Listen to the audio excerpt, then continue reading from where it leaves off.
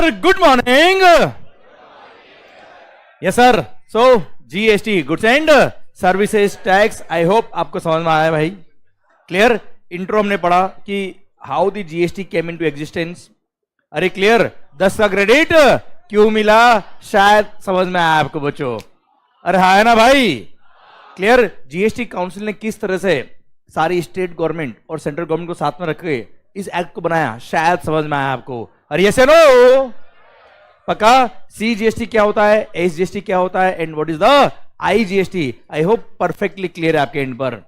अरे clear. Smooth flow of input tax credit कैसे होता है सर। सीजीएसटी का क्रेडिट सीजीएसटी के लिए काम आता है, आईजीएसटी के लिए भी काम आता है। क्लियर। पर एसजीएसटी क्रेडिट सीजीएसटी के लिए काम नहीं आता है। सी और एस आपस में काम नहीं आएंगे। आईजीएसटी का इनपुट टैक्स क्रेडिट किस तरह से दोनों में काम आता है, आईजीएसटी में भी काम आता है, सीजीएसटी और एसजीएसटी की लायबिलिटी के लिए भी काम आता है। आई होप परफेक्टली क्लियर है आपके एंड पे सर। अरे यस नो पक्का। तो सर जीएसटी इंप्लीमेंट करने के लिए सर 35 एक्ट बन गए थे, जो मैंने आपको कल बताया बच्चों। अरे यस नो पक्का 100%। अच्छा, कल जो मैंने आपको पूरी चेन समझाई वाली, कौन सी, कि गुड्स निकला था कहां से, महाराष्ट्र से, बन के कहां गया, गुजरात, डांडिया खेलते हुए कहां पहुंचा, राजस्थान, रेवेन्यू कहां पहुंच जाएगी, Rajasthan. It is a destination based consumption tax. शायद दिल की गहराइयों तक समझ में आया सर आपको। पक्का बच्चों। ठीक। पता है बुक्स के अंदर लिखा होता है कि GST is a destination based consumption tax, और लोग उसको याद कर लेते बेटा। हमने जिया है पूरा यहाँ पे। क्लियर कि how it is destination based consumption tax होता क्या आखिर, वो हमने समझा है। One nation one tax one market होता क्या है, शायद आपको समझ में आ गया बच्चों। क्लियर। मतलब हमने केवल डायलॉग याद नहीं कर रहे सर, वो डायलॉग बने कैसे, one nation one tax one market कैसे हुआ है, शायद आपको पूरी पिक्चर क्लियर है सर। अरे यस नो पक्का बच्चों 100%। चलो सर आगे बढ़े हम बेटा। ओके चलो अब शुरू करते हैं हम। क्या कल हमने बात करी थी क्या, कि सीजीएसटी एक्ट के कुछ प्रोविजंस, सेलेक्टेड प्रोविजंस हमारे सिलेबस में आते हैं बच्चों, एंड आईजीएसटी के कुछ सेलेक्टेड प्रोविजंस हमारे सिलेबस में आते हैं। So will read accordingly. And sir हम शुरू करते हैं कहां से, सीजीएसटी एक्ट से शुरू करेंगे बच्चों। ओके अब एक्चुअली हम सीजीएसटी एक्ट पढ़ना शुरू कर रहे हैं। अच्छा पता है कल का जो लेक्चर था अपना, उसमें मैंने जो बातें आपको सिखाई है, हमने जो पढ़ी है, हमने जो यहाँ पे समझा है, पूरा सिस्टम जो समझा है, पता है इसकी वजह से आगे जीएसटी समझने में आपको इतना इजी रहेगा कि आपको टर्म्स पता पड़ गई। क्रेडिट अवेल करना क्या होता है, क्रेडिट यूज करना क्या होता है। अच्छा क्रेडिट क्या होता है ये भी समझ में आ गया आपको बेटा। अरे हाँ है ना। आईजीएसटी क्या होता है, सीजीएसटी क्या होता है, एसजीएसटी क्या होता है, मैन्युफैक्चरर क्या होता है, एक्साइज क्या था, सर्विस टैक्स क्या था, वेट क्या था। आई थिंक पूरा फंडा क्लियर है सर आपको। ठीक है। पता है हमेशा ध्यान रखो बेटो, चैप्टर्स पढ़ने से पहले, कोई भी टॉपिक पढ़ने से पहले वो टॉपिक क्यों आया, कैसे आया, आखिर हुआ क्या था, ये अगर हमने समझ लिया तो उस चैप्टर में क्या होने वाला है वो अपने आप आपको समझ में आएगा। आपका खुद दिल चलेगा, आपका खुद का दिमाग चलेगा। यू नो ऐसा नहीं कि टीचर बोल रहा है इसलिए आपने मान लिया। आई डोंट वांट दैट कि मैं कह रहा हूं ना बस मान लेगा, ऐसा नहीं। आपका दिल कहेगा हाँ ये होना चाहिए। क्लियर। कल मैंने कई बार आपसे पूछा आपका दिल क्या कहता है, बताओ मुझे आप। हाँ है ना, आपने खुद ने बोला, it means you are thinking about that. और आपका माइंड अगर चलने लग गया तो अपने आप, क्योंकि आपको पता है गवर्नमेंट कौन है, तो सर लॉ भी किसने बनाया है, किसके लिए बनाया है, तो डेफिनेटली वो लॉजिकल है यार। तो हम सोचो तो सही। तो वो मैं करता हूं काम। क्लियर कि आपको जो आता है उसी को मैं डायरेक्शन देके एक अच्छे स्ट्रक्चर में उसको फिट कर देता हूं, और एक्ट पूरा समझ में आएगा आपको अकॉर्डिंगली। आइए बच्चों सीजीएसटी एक्ट हम शुरू करते हैं। सबसे पहली बात, कोई भी एक्ट जब शुरू होता है, कोई भी रूल्स जब शुरू होते हैं, उसका रूल नंबर 1 या सेक्शन नंबर 1 क्या होता है बच्चों, इस एक्ट का नाम क्या होगा, एक्सटेंट कहां अप्लाई होगा, और किस दिन से अप्लाई होगा, कमेंसमेंट। क्लियर। तो सर सबसे पहली बात, जीएसटी एक्ट नाम का कोई एक्ट नहीं है। या तो सीजीएसटी एक्ट है, या एसजीएसटी एक्ट है, या यूटीजीएसटी एक्ट है, आईजीएसटी एक्ट है, और हाँ है ना जीएसटी कंपनसेशन, याद आया बेटा आपको, ये एक्ट है। क्लियर। अदरवाइज जीएसटी एक्ट नाम का कोई एक्ट नहीं है। ओके बच्चों ठीक है। कॉमन पार्लेंस में हम बात करते हैं, बोलते हैं, एक अलग बात है सर। ओके चलिए सरकार, सीजीएसटी एक्ट की बात शुरू करते हैं हम। Central goods and services tax act 2017, 1 जुलाई 2017 से ये इंप्लीमेंट हुआ, पूरे हिंदुस्तान में इंप्लीमेंट हुआ except the state of Jammu and Kashmir. 1 जुलाई 2017 की बात करूं मैं आपसे। आर्टिकल 370 तो बाद में हटाना यार, उस टाइम तो था ना यार। क्लियर? तो सरकार क्या बोला है पता है पहले क्या होता था? आर्टिकल 370 की वजह से Jammu and Kashmir no doubt Hindustan का था, हिंदुस्तान का ही रहेगा, पर आर्टिकल 370 की वजह से सेंट्रल गवर्नमेंट का कोई भी एक्ट, कोई भी कानून उस स्टेट में तभी अप्लाई होता था जब वहां की स्टेट गवर्नमेंट की हमें कॉन्करेंस मिलती थी। कॉन्करेंस मतलब वहां से एक्सेप्टेंस मिलती थी कि हाँ ठीक है हम भी एक्सेप्ट करते हैं, तब जाके सेंट्रल गवर्नमेंट का कोई भी लॉ वहां अप्लाई होता था कश्मीर के अंदर, अदरवाइज अप्लाई नहीं होता था। आज मान लो हम महाराष्ट्र में बचा, अभी सेंट्रल गवर्नमेंट कोई एक्ट पास कर दे तो क्या महाराष्ट्र में अप्लाई नहीं होगा? वो तो पूरे हिंदुस्तान में अप्लाई होगा ना यार। तो कश्मीर का क्या अलग ट्रीटमेंट था, जिसको आर्टिकल 370 उड़ाने की वजह से हट गया है बच्चों।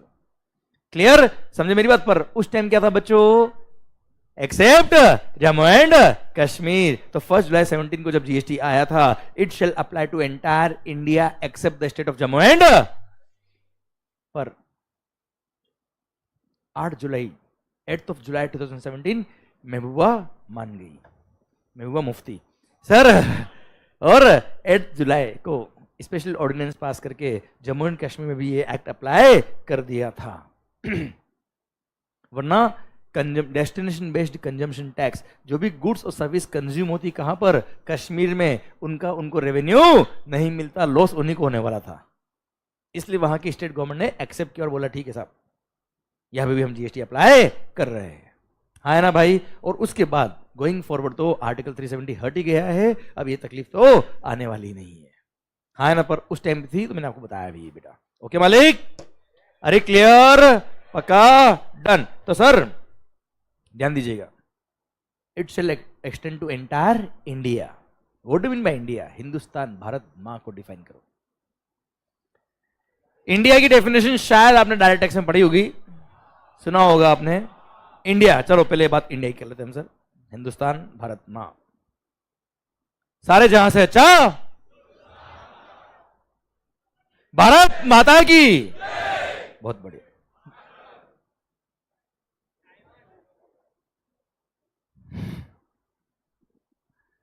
सर इंडिया, सुना बात ध्यान से। इंडिया की डेफिनेशन की अगर हम बात करें तो लैंडमास, जो बाउंड्री है इंडिया की, आप देखिएगा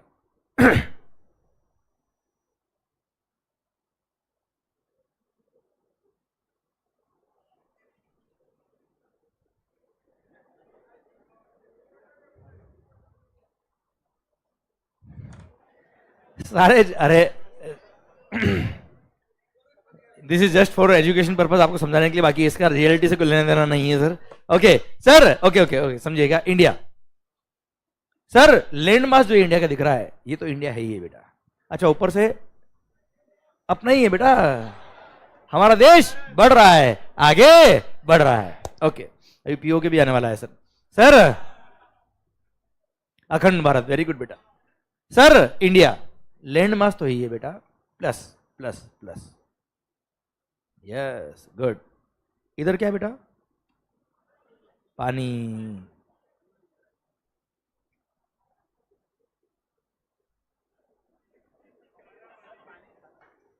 ब्लू है, पानी पानी है ना बेटा, गुड।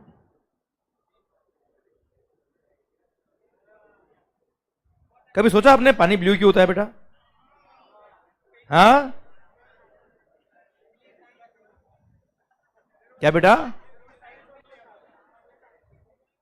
इसलिए साइंस नहीं ली बेटा। सर सुनना ध्यान से, मालिक इंडिया लैंड मास तो इंडिया का है ही है बेटा, जो बाउंड्री वॉल अपनी है, प्लस इंडिया एक्सटेंड्स टू, हाँ जी, 200 nautical miles.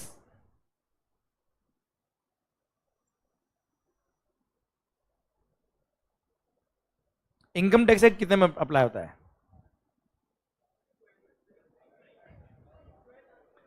Income tax act केवल फर्स्ट 12 नॉटिकल माइल में अप्लाई होता है बच्चों, जिसको बोलते हैं इंडियन टेरिटोरियल वाटर्स। जहां तक मेरा नॉलेज है सर, इनकम टैक्स मेरे को आता नहीं है sir.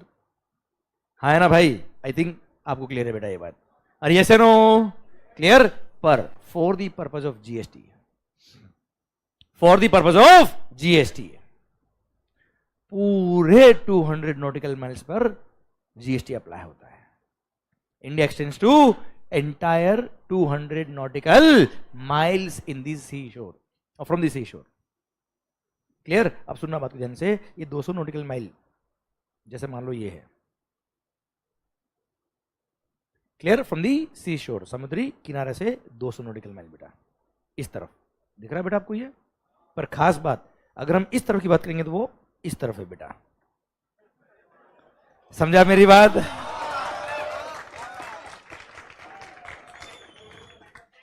Okay okay okay, logic clear हो रहा है सब आपको? या इसका भी समझाऊं लॉजिक बेटा?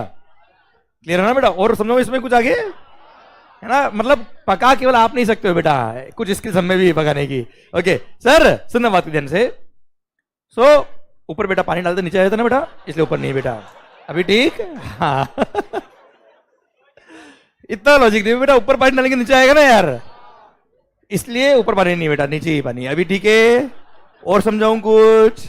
पक्का? 100% क्लियर? ओके, नहीं और भी कोई डाउट हो तो आई कैन क्लियर? ओके और एक्चुअली क्या है बेटा, जैसे आपको डाउट क्यों आया होगा मैं बताता हूं आपको बेटा, क्योंकि यहां से पानी जाता ना बेटा, तो देखो आप देखो बेटा, ये खुद ऊपर से ओपन है बेटा, तो पानी आ सकता है बेटा, पर यहां पे ना एक यहाँ छोटा छेद है बेटा, यहाँ पे तो निकल जाता पानी बेटा।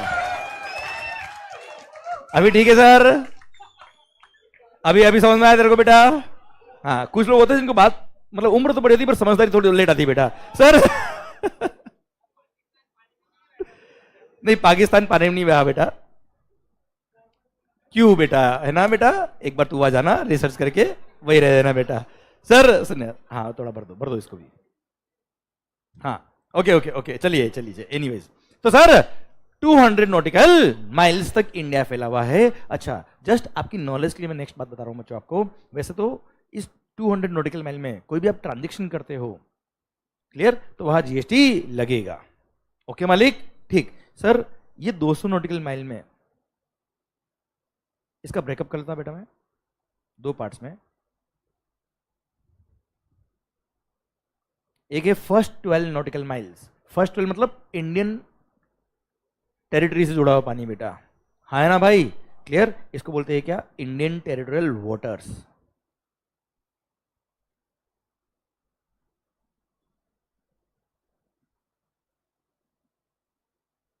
Indian territorial waters. अच्छा, मैंने जो नोट्स कल लिखे थे उसका पीडीएफ मैंने शेयर कर दिया था, थोड़ा लेट हुआ था क्या कल, पर आप रोज में लेक्चर के बाद ही कर दूंगा शेयर। ओके बच्चों? ठीक, तो first 12 nautical miles Indian territorial waters. Okay मालिक? सर नेक्स्ट कितना होगा बेटा? नेक्स्ट कितना होगा बेटा? तो बोलो ना, कोई डाउट है क्या आपको? 188 नॉटिकल माइल्स। और हाँ, आपको पता है 1 nautical mile is around 1.853 kilometres. Okay, 1 nautical mile is around 1.853 kilometres. Okay बच्चों? तो लगभग सर लगभग नहीं, एग्जैक्टली 188 नॉटिकल माइल्स जो है आफ्टर 12 नॉटिकल माइल, इसको बोलते हैं क्या? Continental shelf. Continental shelf and exclusive economic zone of India.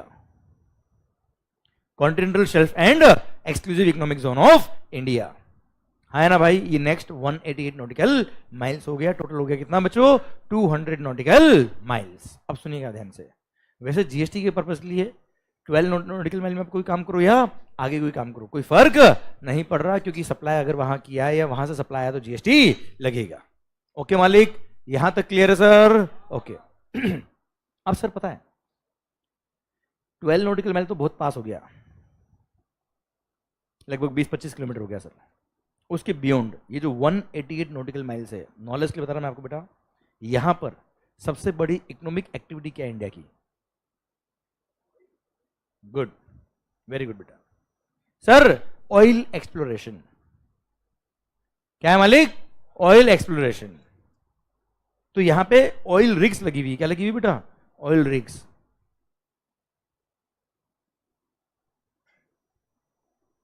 जहां से ऑयल एक्सप्लोर करके ऑयल एक्सट्रैक्ट किया जाता है बच्चों, हाँ ना भाई? और वो ऑयल निकाल के फिर इंडिया भेजा जाता है, हाँ ना सर? बॉम्बे हाई वगैरह आपने नाम सुना हो कभी तो, ठीक है? तो सर अगर आपने वहां कोई मशीन सप्लाई करी मान लो, मतलब इंडिया से इंडिया में सप्लाई करी बेटा आपने, आप इंजीनियर हो मान लो, आपने वहां पे सर्विसेज दी, इंजीनियरिंग सर्विसेज, आपने कंसल्टेंसी सर्विसेज दी बेटा, क्लियर? अच्छा वहां से कोई ऑयल जो था या कोई भी गुड्स वहां से यहाँ पे इंडिया में आया बेटा, मतलब मुंबई आया मान लो, पुणे आया बेटा, तो ऐसे केस में क्या है? इंडिया से इंडिया में सप्लाई हुआ, वो इंपोर्ट एक्सपोर्ट नहीं कहलाता है, समझे मेरी बात? वो इंडिया से इंडिया में सप्लाई हुआ है, और ऐसे केस में क्या लगेगा मालिक? जीएसटी। यहां तक बात समझे मेरी आप? ठीक है, यही पर्पज था मेरे को ये समझाने का बेटा आपको, ओके? कि इस पूरे 200 नॉटिकल माइल्स पर जीएसटी एक्ट अप्लाई होता है, and entire all the provisions of the GST shall apply in entire 200 nautical miles। शायद मेरी बात आप तक पहुंच गई बच्चों, पक्का? Comfortably done? ठीक है सर, आइए सर हम बात करते हैं इन केस ऑफ जीएसटी। क्या बोला sir? In case of GST section number 1 हम बात कर रहे थे बेटा इंडिया की, C GST act shall apply to entire India. और इंडिया का मतलब क्या होता है? लैंड मास तो यही है, plus 200 nautical miles is also India, जहां पे ये एक्ट अप्लाई होगा। ओके बच्चों?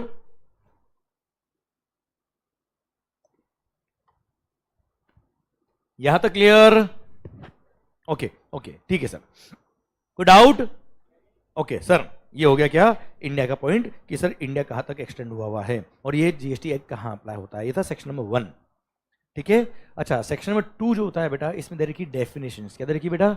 डेफिनेशंस, कि सर इस एक्ट में जो वर्ड्स काम आए उनको, उनका मीनिंग क्या होता है। जैसे जैसे वर्ड्स काम आएंगे वैसे वैसे हम रिलेवेंट डेफिनेशंस पढ़ लेंगे बेटो, ठीक है? चलिए अभी सबसे पहली बात मैं आ रहा हूं सेक्शन नंबर 9 पर। कहा रहा बेटा मैं? सेक्शन नंबर 9 पर। सेक्शन नंबर 9 जो है वो है चार्जिंग सेक्शन। क्या है बच्चे? चार्जिंग सेक्शन मतलब वो सेक्शन जिसमें लिखा होता है कि ये काम करने पे ये टैक्स लगेगा, ये टैक्स चार्ज होगा, क्लियर? उस सेक्शन की वजह से वो टैक्स चार्ज हो रहा होता है, उस एक्टिविटी पे चार्ज हो रहा होता है, उस सेक्शन में लिखा है, that's why that section is called charging section. Her law के अंदर इस तरह का सेक्शन होता है जो भी टैक्सेशन के लॉ होते हैं बेटा, ठीक है मालिक? क्लियर? हम बात करें सेक्शन नंबर 9 की, सबसे पहले वो हम पढ़ेंगे क्योंकि चार्जिंग होगा किस पे होगा, फिर आगे की सेक्शन की बात करेंगे बेटा, हाँ है ना भाई? चलिए sir section number 9 sub section number 1 of which act? हाँ, ऑफ सीजीएसटी एक्ट 2017, हाँ ना सर? आइए सर, ये क्या बोलता है sir? CGST shall be levied. क्या बोलता है बेटा? CGST shall be levied on intra-state supply of what? Goods और सर्विस और बोथ, गुड्स और सर्विसेज और बोथ व्हेन सच सप्लाईज। ध्यान देना बेटा। ओ भाई, सारी गुड्स, सारी सर्विसेज और बोथ मतलब दोनों का कॉम्बिनेशन कुछ है तो बेटा पे जीएसटी लगेगा, एक्सेप्ट दारू। पी कभी आपने बेटा? देखी तो होगी, नाम तो सुना होगा बेटा, क्लियर? उस पर जीएसटी नहीं लगता। अच्छा दारू को क्या बोलते बेटा? Wow beers, yes very good बेटा।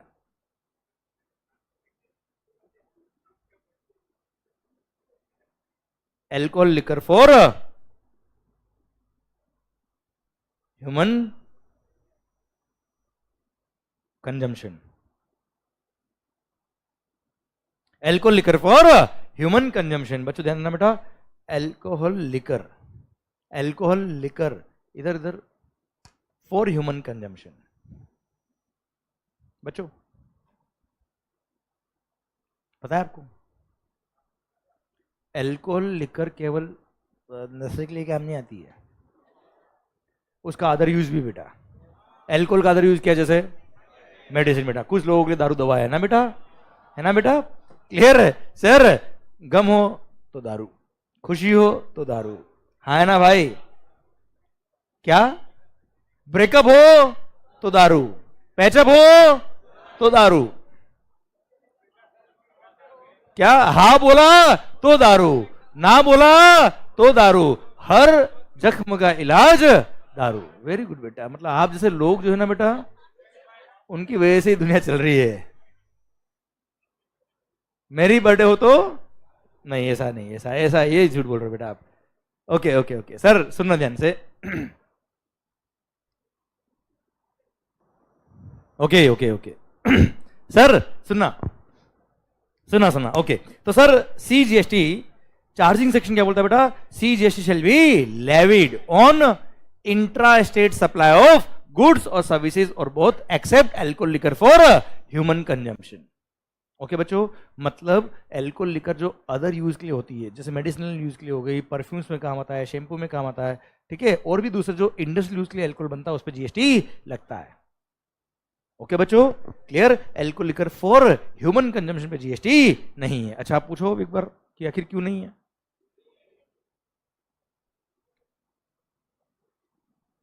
चलो एक काम करता हूं, एक बार पूरा ही लिखता हूं तो आधा आंसर उसमें भी बेटा। एक बार रुकिए रुकिए, ठीक है, बताता हूं क्यों नहीं आखिर बेटा। आखिर क्यों दारू को GST में लेके नहीं आए। ऐसा नहीं कि मोदी जी नहीं पीते इसलिए नहीं है, ऐसा नहीं है, क्लियर, ऐसा नहीं है सर। सुनना, except alcohol liquor for human consumption at the rate notified by government on the recommendation of GST council. ए भाई, कल पता है मैंने एक बात कही थी आपसे, डेलीगेटेड पावर, याद है डेलीगेटेड पावर कि गवर्नमेंट आईडी कर सकता है चेंज, ये रहा नोटिफाइड बाय गवर्नमेंट। आगे ना बेटा यहाँ पे, या पार्लियामेंट के सैंक्शन की जरूरत नहीं है। पर सर ध्यान रखना, GST के अंदर जितने भी डेलीगेटेड पावर्स है, all powers are subject to GST council. क्यों बताओ, कारण बताओ आप मुझे।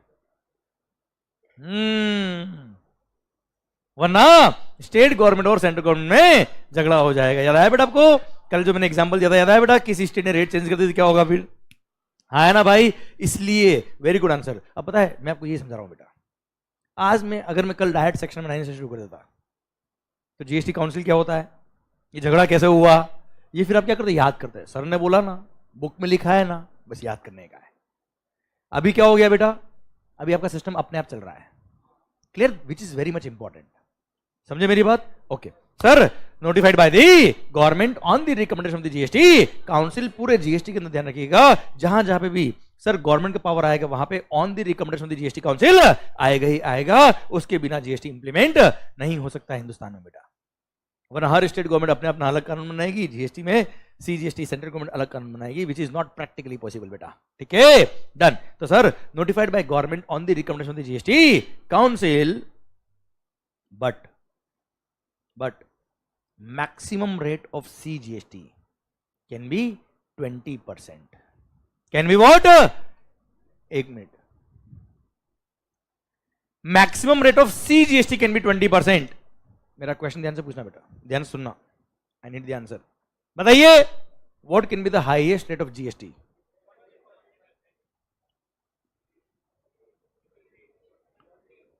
What can be the highest rate under GST?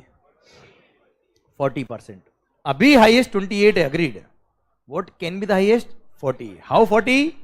20 can be under CGST, 20 can be under SGST, total will be 40. At present बात करें अगर हम तो 14% CGST, 14% SGST, 28 is the highest आज की तारीख में, अलग बात है। बाकी पावर कितने तक का है बेटा? 40 तक का है बच्चों। ओके, यहां मैंने 20 क्यों लिखा है? क्योंकि हम CGST एक्ट पढ़ रहे हैं बेटा।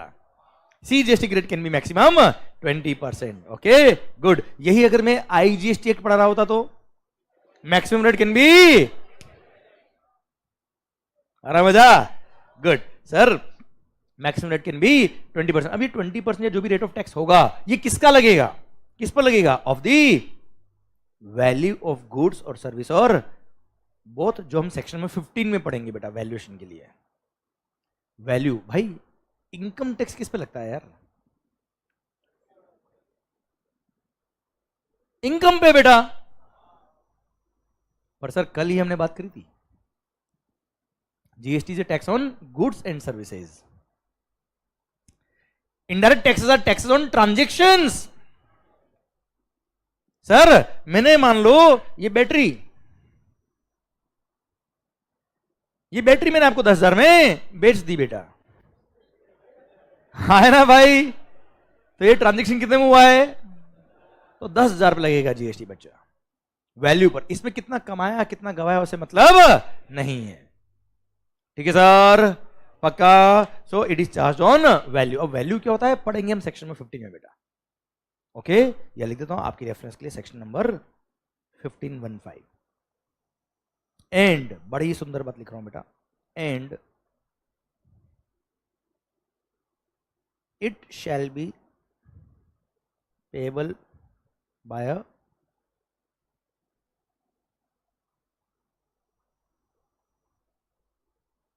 taxable person, full stop. It shall be payable by a, आवाज नहीं आ रही सर, taxable person। अच्छा आप लिख रहे हो अग्रीड, पर आपका पूरा ध्यान मेरी तरफ होना चाहिए बेटा ना, आपका और मेरा कम्युनिकेशन प्रॉपर होना चाहिए बेटा, मजा आ जाएगा सर आपको, है ना। मैं चाहता हूं कि एक एक वर्ड दिल तक पहुंचे बेटा आपके, ऐसा नहीं मैंने लिख दिया और आप याद कर लो सर, ठीक है sir, okay.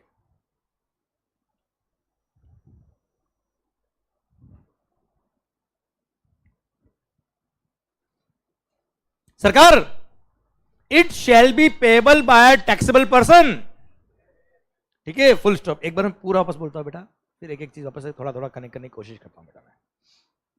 Section number 9 sub section 1 of the CGST act कहता है चार्जिंग सेक्शन कि सीजीएसटी शैल बी लेविड, क्या बोला सर,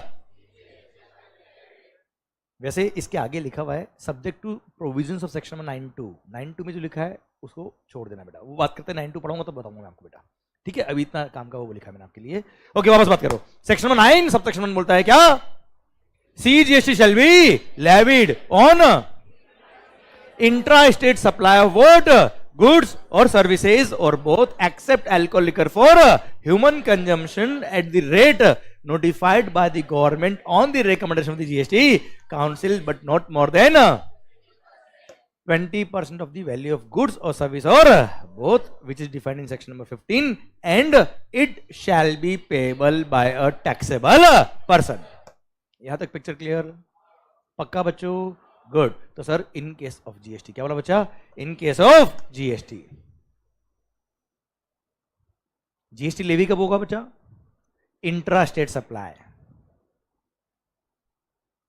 सारे गुड्स और सर्विस और बहुत एक्सेप्ट दारू, दारू कौन सी, पीने वाली बेटा, हाँ ना भाई, इंडस्ट्री वाली पे लगेगा, ठीक है मालिक। इसलिए आप एग्जाम में भी लिख के हो तो alcohol liquor for human consumption पूरा लिखना, केवल एल्कोहल लिकर मत लिखना बच्चा, ओके, ठीक sir. And maximum rate of CGST can be 20%।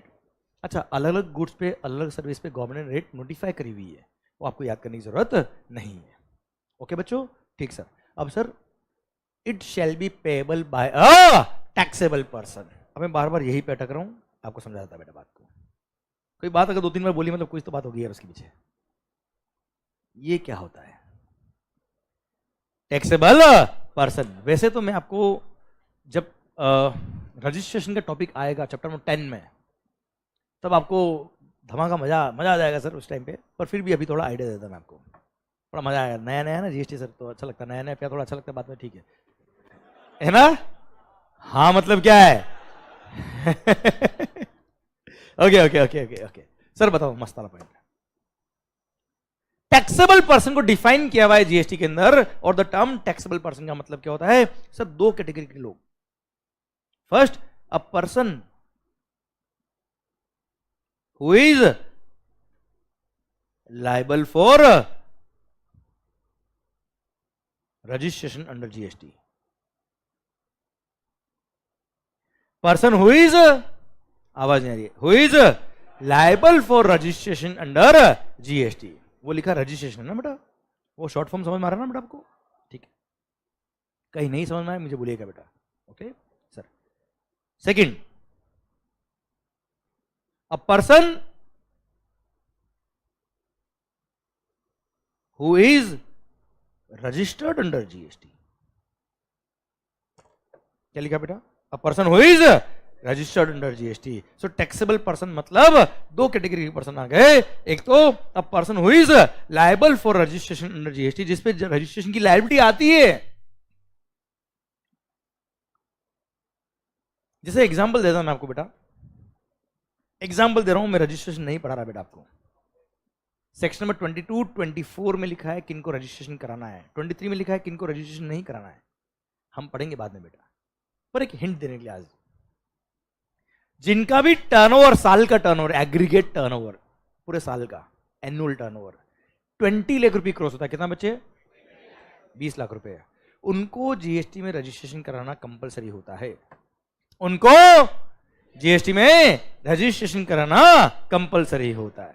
They are liable for registration. कुछ एक्सेप्शन भी है, कुछ बातें अलग भी है, पर मेरा टॉपिक अभी वो नहीं है सर। आइडिया दे मैंने आपको बेटा। कितना टर्नओवर बेटा? 20 लाख का टर्नओवर अगर आपका है तो आपको रजिस्ट्रेशन कराना पड़ता है। जैसे 20 लाख क्रॉस हुआ आपको रजिस्ट्रेशन के लिए अप्लाई करना पड़ता है। 30 दिन में रजिस्ट्रेशन के लिए आप अप्लाई कर सकते हो बेटा। 30 दिन का वक्त दिया आपको। ओके बच्चों, ठीक। ये तो हो गया क्या? Person liable for registration. Okay बच्चों। अच्छा, मान लो आपका साल का टर्नओवर है 3 लाख रुपए बेटा। कितना है बेटा? 3 lakhs। Do you need registration? No. फिर भी आप चाहो तो वॉलंटरी रजिस्ट्रेशन करा सकते हो सर। क्या करा सकते हो बच्चे? अब अगर आपने वॉलंटरी रजिस्ट्रेशन करा दिया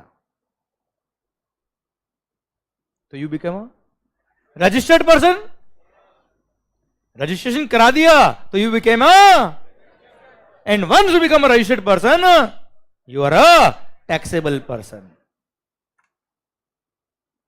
क्योंकि टैक्सेबल पर्सन मतलब a person who is liable for registration या ऑलरेडी रजिस्टर्ड अंडर जीएसटी। आप लायबल नहीं हो, पर अगर आपने रजिस्ट्रेशन करवा दिया, वॉलंटरी रजिस्ट्रेशन करा दिया, it means you are a taxable person, and once you are a taxable person आप पे लग गए जीएसटी। क्लियर? समझे मेरी बात? भले आपका टर्नओवर 20 लाख रुपए क्रॉस नहीं हुआ, 20 लाख क्रॉस नहीं हुआ, you are not liable, but you have taken registration voluntarily, even that person became a taxable person. और चार्जिंग सेक्शन आप पे अट्रैक्ट हो गया, और चार्जिंग सेक्शन अट्रैक्ट हो गया मतलब आपकी दुकान से जो गुड्स आप बेचेंगे उन सब पे जीएसटी लगेगा। पर अगर आप लायबल फॉर रजिस्ट्रेशन नहीं थे बेटा, और आप रजिस्ट्रेशन के लिए अप्लाई भी नहीं करते, तो आप जो सप्लाई करो उस पर जीएसटी पे करने की जरूरत नहीं होती है। हाँ है ना भाई? जैसे रोड साइड पे किसी लॉरी पे आपने पानी पूरी खाया बेटा, हाँ है ना? कोई बड़ा पाव खाया, क्लियर? अब उसका टर्नओवर 20 लाख से ऊपर नहीं है, उसने रजिस्ट्रेशन नहीं करा रखा है, उसने कोई जीएसटी नहीं पे किया बेटा, हाँ है ना भाई? आपने कभी देखा वो टैक्स इनवॉइस दे रहा है बेटा आपको? वही बड़ा पाव अगर आप खा रहे होते कहाँ? किसी अच्छे रेस्टोरेंट में बेटा, तो उसी बड़ा पाव पे उसने क्या किया होता बेटा? इनवॉइस देके जीएसटी लगाया होता बेटा आप पर, हाँ है ना मालिक?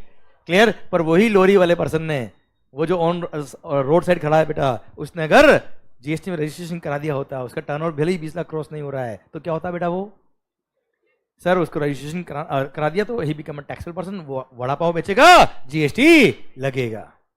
हाँ, अब लोग वॉलंटरी रजिस्ट्रेशन क्यों कराएंगे, क्या इफेक्ट है, क्या कारण है इसके, वो सब बात करेंगे बाद में बेटा, वो अभी टॉपिक अपना नहीं है। पर मेरा पॉइंट ये था कि चार्जिंग सेक्शन अट्रैक्ट हो जाएगा if you are a taxable person. और टैक्सेबल पर्सन का मतलब क्या होता है, शायद आप तक बात पहुंच गई बेटा मेरी, हाँ है ना भाई? चलिए, तो मैं यहां पे आपके याद रहे आपको इसलिए मैं लिख देता हूं, इंक्लूडिंग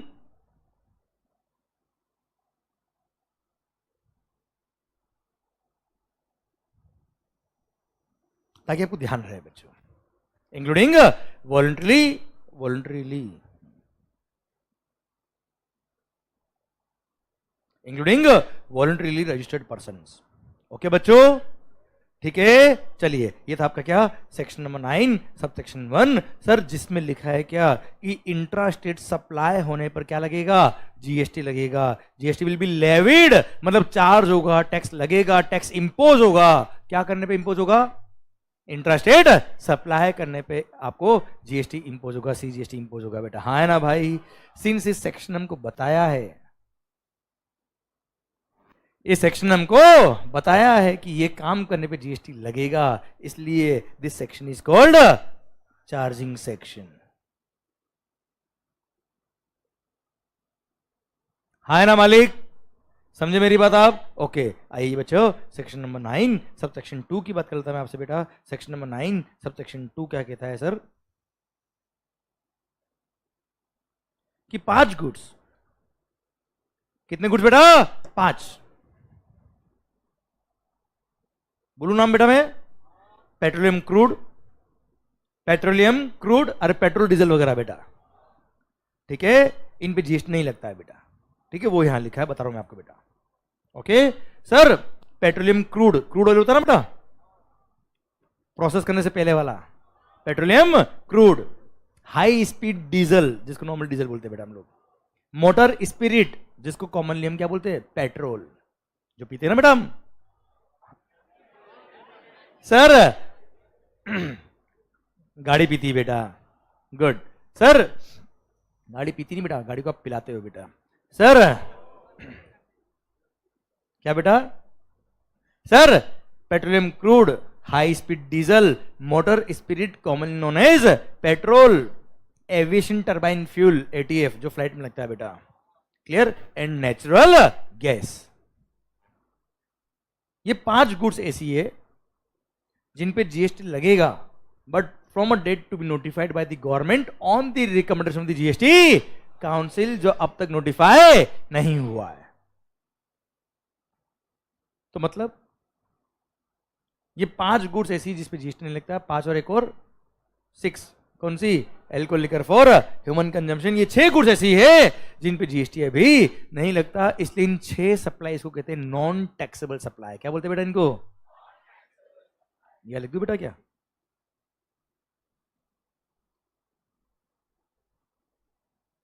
इन पे टैक्स लगता ही नहीं है। कितनी गुड्स? नहीं, 6 कौन सी हो गई बेटा? 5 तो ये और एक दारू बेटा, ठीक है? 1 मिनट भाइयों, अच्छा इन 5 गुड्स के नाम भी बुक में लिखे बेटा है ना, अब यहां लिखने से क्या फायदा बेटा अपने को? ओके ध्यान देना बेटा, इधर ध्यान। भाई भाई तो कितनी गुड्स पे जीएसटी नहीं है बेटा? 6। घूम लो और झूम लो, घूम लो बेटा पेट्रोल वगैरह बेटा, या फिर झूम लो। चूम लो नहीं बोला है सर, सुनना, चूमने पे तो जीएसटी नहीं लगता है, मतलब पैसे लेते हो क्या? अगर लेते हो तो लगेगा जीएसटी, ध्यान रखना बेटा। सर सुनना बात ध्यान से। सो इन केस ऑफ जीएसटी क्या बोला सर? 6 गुड्स कौन कौन से बेटा? घूम लो और झूम लो। घूम लो तो पेट्रोल वगैरह बेटा, क्लियर? या तो घूम लो या झूम लो, ठीक है? दारू, हाँ है ना भाई? इन 6 गुड्स पे भी जीएसटी नहीं लगता। अब सुनो बेटा क्यों नहीं लगता, बात कर ले बेटा इसके बारे में। बताओ मुझे, maximum rate of GST can be, नहीं, maximum rate of GST can be 40%। दारू हैवी टैक्सेस बेटा, क्लियर? पेट्रोलियम डीजल वगैरह पे हैवी टैक्सेस भाई, हैवी टैक्सेस। जितना का मतलब पेट्रोल नहीं होता, जितनी दारू नहीं होती, उतना टैक्स है बेटा उस पर। और जीएसटी में अगर ले आया तो मैक्सिमम कैन बी 40%, ठीक है? एक कारण तो ये। दूसरा कारण सर, अगर मैं बात करूं किसकी? दारू की बेटा, क्लियर? दारू और पेट्रोल सर दोनों की बात कर रहा था पहले मैं। इन पर जो पुराने लॉज थे बेटा, वो अभी भी लगते हैं बेटा। एक्साइज और वेट जो पहले लगता था वो अभी भी लगता है, हायर टैक्सेस थे वो अभी भी लगते हैं बेटा, ठीक है? और उनकी रेट वाज हायर, इसलिए उनको जीएसटी मर्ज नहीं किया। सेकंड थिंग, सरकार दारू, जिसका सबसे वैलिड रीजन जो दारू का है वो ये है कि एल्कोहल लिकर को जीएसटी में लेके क्यों नहीं आए? क्योंकि एल्कोहल लिकर पर बिफोर जीएसटी वेट तो लगता था सेल करने में बेटा, और मैन्युफैक्चर करने पे जो एक्साइज लगता था ना बेटा, that excise was the state excise duty. कौन सा लगता था बच्चा? स्टेट एक्साइज ड्यूटी, मतलब state government excise duty charge करती थी, सेंट्रल गवर्नमेंट नहीं। मतलब दारू पे तो पहले भी स्टेट एक्साइज ही था और स्टेट का ही वेट था बेटा। मतलब दारू के बेचने पे सेंट्रल गवर्नमेंट को कोई टैक्स नहीं लगता था, कोई टैक्स नहीं मिलता था। पूरी पूरी रेवेन्यू किसको मिलती है? And state do not want to share the revenue with the central government in respect of alcohol liquor, इसलिए चार्जिंग सेक्शन में लिख दिया कि नहीं, दारू पे तो जीएसटी नहीं लगेगा। सेंट्रल गवर्नमेंट ने भी बोल दिया हम तो पीते ही नहीं वैसे भी। हाँ ना भाई, समझे आप मेरी बात? इसलिए अल्कोहल लिकर को मर्ज नहीं किया जीएसटी के अंदर बेटा, और अभी भी उस पर state excise duty and VAT ही लगता है। किस पर बेटा? Alcohol liquor for human consumption में। बच्चों यहां तक समझ में आया क्या बात आपको? इसलिए इसको मर्ज नहीं किया। पेट्रोल डीजल वगैरह पे हैवी टैक्स है बच्चा, एक्साइज और वेट इतना हैवी है सर कि उसको अगर जीएसटी में मर्ज करते तो गवर्नमेंट की रेवेन्यू बहुत कम हो जाए बेटा, इसलिए इन्होंने इस पे मर्ज नहीं किया। समझे आप मेरी बात? आवाज नहीं आ रही हुई? पक्का बच्चों? Okay done. तो alcohol liquor for human consumption और पेट्रोलियम गुड्स, इन पे जीएसटी नहीं लगता। ओके बच्चों, चलिए sir section number 9 sub section number 3,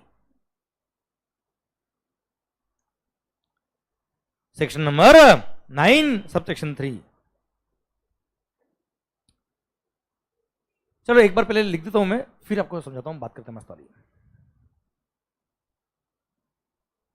CG मतलब सेंट्रल गवर्नमेंट बेटा, और यही अगर एसजीएसटी पढ़ रहे होते तो आप क्या लिखा होता बेटा? स्टेट गवर्नमेंट बेटा। ठीक है, तो कुल मिला के government has the power, government has the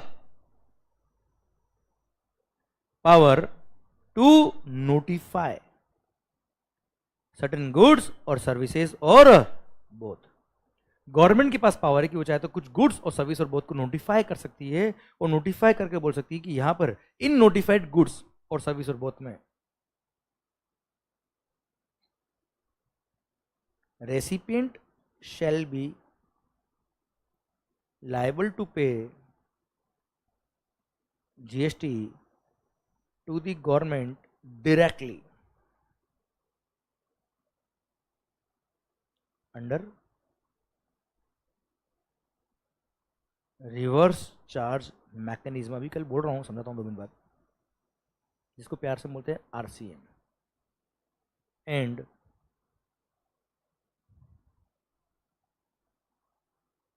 all the provisions of the act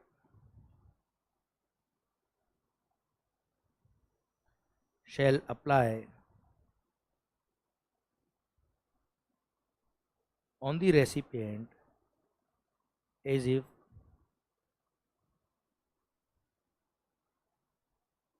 he is the person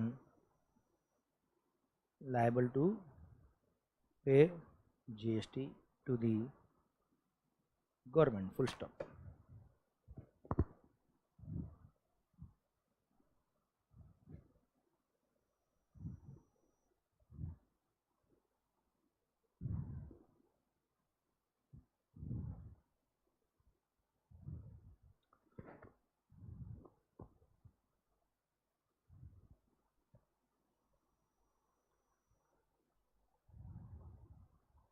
okay sir, sir अभी सुनिए ध्यान से, सेक्शन नंबर 9 सब सेक्शन 3 ये कहता है गवर्नमेंट के पास पावर है कि वो चाहे तो कुछ गुड्स और सर्विस और बोथ को नोटिफाई कर सकता है। नोटिफाई करके बोल देगा क्या? इन नोटिफाइड गुड्स, और नोटिफाई करना मतलब लिस्ट बता देना बेटा, बोल देना इन गुड्स में ये होगा। ठीक है, ओके। गवर्नमेंट के पास पावर है कि वो चाहे तो कुछ गुड्स और सर्विस और बोथ को नोटिफाई कर सकता है, और नोटिफाई करके बता देगा कि नोटिफाइड गुड्स और सर्विस और बोथ में कौन लायबल है बेटा? कौन लायबल है बच्चे? Recipient shall be liable. Who shall be liable? Recipient shall be liable to pay GST to the government directly under reverse charge mechanism, and all the provisions of the act shall apply on the recipient as if he is the person liable to pay GST to the government. Okay, मैं समझा देता बेटा आपको भी, सुनो रे भाई, मान लो। गुड। मैं क्या बनाता हूं बेटा? मार्कर्स। क्या बनाता हूं भाई? मार्कर्स। सर आप मुझे बताओ, जब मैंने इसको सप्लाई किया होगा, इसको बेचा होगा, इस पे क्या लगा होगा बेटा? जीएसटी। अरे हाँ है ना? आप मुझे बताओ जीएसटी डायरेक्ट टैक्स है कि इनडायरेक्ट टैक्स है? ऑब्वियसली सर, तभी मैं पढ़ा रहा हूं बेटा। It's indirect tax. Indirect tax में होता क्या है बेटा, आप कस्टमर हो तो आपसे टैक्स पहले सप्लायर लेगा और सप्लायर फिर गवर्नमेंट को टैक्स पे करेगा। हाँ है ना भाई? तो गवर्नमेंट को टैक्स कौन पे करता है? कौन पे करता है? यस या नो? पर कुछ केस में गवर्नमेंट ने सिस्टम रिवर्स कर दिया। क्या कर दिया बेटा? रिवर्स कर दिया। मतलब कौन लायबल होगा वहां पे? रेसिपिएंट। ये सप्लायर, ये रेसिपिएंट। कौन लायबल होगा बेटा? मतलब गवर्नमेंट को टैक्स डायरेक्टली कौन पे करेगा? रेसिपिएंट डायरेक्टली टैक्स पे करेगा कुछ गुड्स और सर्विसेज में बेटा, सब में नहीं। वो कुछ गुड्स और सर्विस जो गवर्नमेंट क्या करेगा, जल्दी बोलो क्या करेगा? नोटिफाई करेगा। वहां कौन टैक्स पे करेगा? रेसिपिएंट टैक्स पे करेगा। किसको पे करेगा? डायरेक्टली गवर्नमेंट को टैक्स पे करेगा सर। हाँ है ना भाई? क्लियर? समझे मेरी बात? मतलब वहां पे सिस्टम क्या कर दिया गवर्नमेंट ने? आवाज नहीं, क्या कर दिया बेटा? रिवर्स। इसलिए उसको क्या बोलते हैं बेटा? रिवर्स चार्ज मैकेनिज्म बोलते हैं। ठीक है? बाकी नॉर्मल कोर्स में लायबल कौन होता है बेटा? उसको बोलते हैं फॉरवर्ड चार्ज मैकेनिज्म। लिख देता हूं आपके लिए।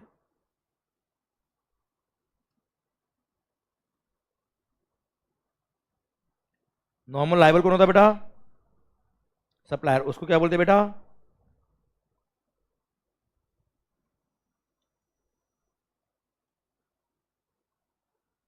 फॉरवर्ड चार्ज मैकेनिज्म बोला जाता है उस सिस्टम को जहां पे सप्लायर खुद लायबल होता है, मालिक। ओके भाई? ठीक। अच्छा, बाकी कुछ एक्सेप्शनल केसेस में, क्या बोला सर? कुछ एक्सेप्शनल केसेस में कौन लायबल होता है? जल्दी बोलो, कौन लायबल होता है? कुछ एक्सेप्शनल केस है बेटा। अब आप कहेंगे वो एक्सेप्शनल केस कौन कौन से है? तो मैंने रिवर्स चार्ज मैकेनिज्म का एक पूरा सेपरेट चैप्टर दे रखा है बेटा आपको, तब पूरी लिस्ट हम पढ़ेंगे। पर सर अभी एक एग्जांपल दूंगा, उससे आपको समझ में आएगा कि आखिर आरसीएम क्यों आया, वरना क्या वो दिल में कसक रह जाएगी कि आखिर क्या है। हाँ है ना भाई? ठीक है सर, एक एग्जांपल दूं मैं आपको बेटा।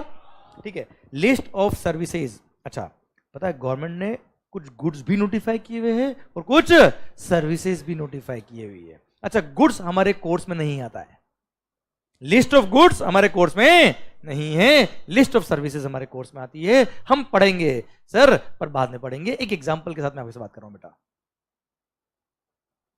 वेदांत भाई क्लियर? अब समझना ध्यान से। मान लो, गुड गुड गुड, एग्जांपल दूं मस्त वाला बेटा। चलिए सर,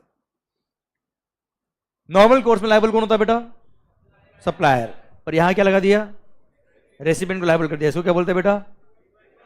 अब ये वर्ड को भूलोगे तो नहीं बेटा? अब लॉजिक समझ में, नाम कैसे पड़ा? रिवर्स। हाँ है ना? अब सिस्टम समझ में आ जाएगा बेटा आपको। ओके चलो, एक मस्त एग्जांपल देता हूं मैं आपको बेटा। मान लो आउट ऑफ इंडिया से आपने कोई सर्विसेज इंपोर्ट करी बेटा।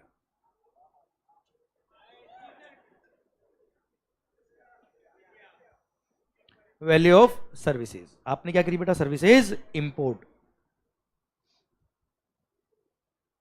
सपोज सर्विसेज की वैल्यू थी कितनी बेटा? 10 लाख।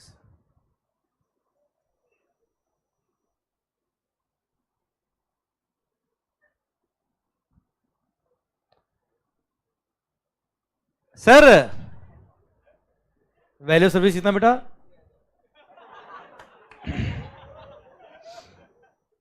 आप जो एग्जांपल ले रहे हो ना गलत है बेटा, इसलिए वो एग्जांपल मैं नहीं बोल रहा बेटा। क्लियर? क्योंकि उसको इंपोर्ट ऑफ सर्विस नहीं बोलते बेटा।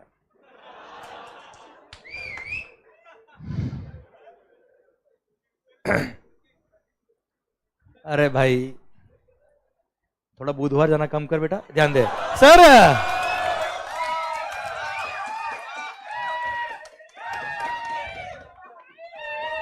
इधर ध्यान दो, इधर ध्यान दो बेटा।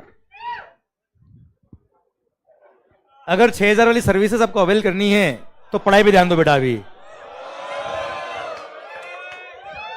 नहीं तो जीवन भर 200 रुपए से काम करना पड़ेगा सर।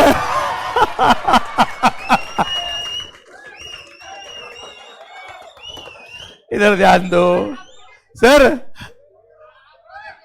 मेरे को कैसे पता बेटा? क्योंकि मैं 12,000 वाली सर्विस लेता बेटा। सर इधर सर पॉइंट मेरा आपसे ये है, सीए फाइनल फुल कोर्स की सर वैल्यू 12,000 रुपए, इसलिए मैं वो याद है बेटा। सर सुनना, तो मालिक वैल्यू ऑफ सर्विस कितना बेटा? 10 लाख रुपए। मान लो आउट ऑफ इंडिया से सर्विसेज इंपोर्ट की, किससे? मिस्टर डॉन से। सर्विसेज ली किसने बेटा? मिस्टर कौन ने। डॉन से सर्विसेज आउट ऑफ इंडिया से इंडिया में सर्विसेज ली किसने बेटा? मिस्टर कौन ने बेटा। वैल्यू ऑफ सर्विस कितना बेटा? 10 lakhs। और पता है इंपोर्ट ऑफ सर्विस को भी टेक्निकली बात करें तो इंटर स्टेट सप्लाई बोलते हैं, जीएसटी के हिसाब से बच्चा। और इस पे क्या लगता है बेटा? आईजीएसटी लगता है। कितना होता है बेटा? 1,80,000 टोटल।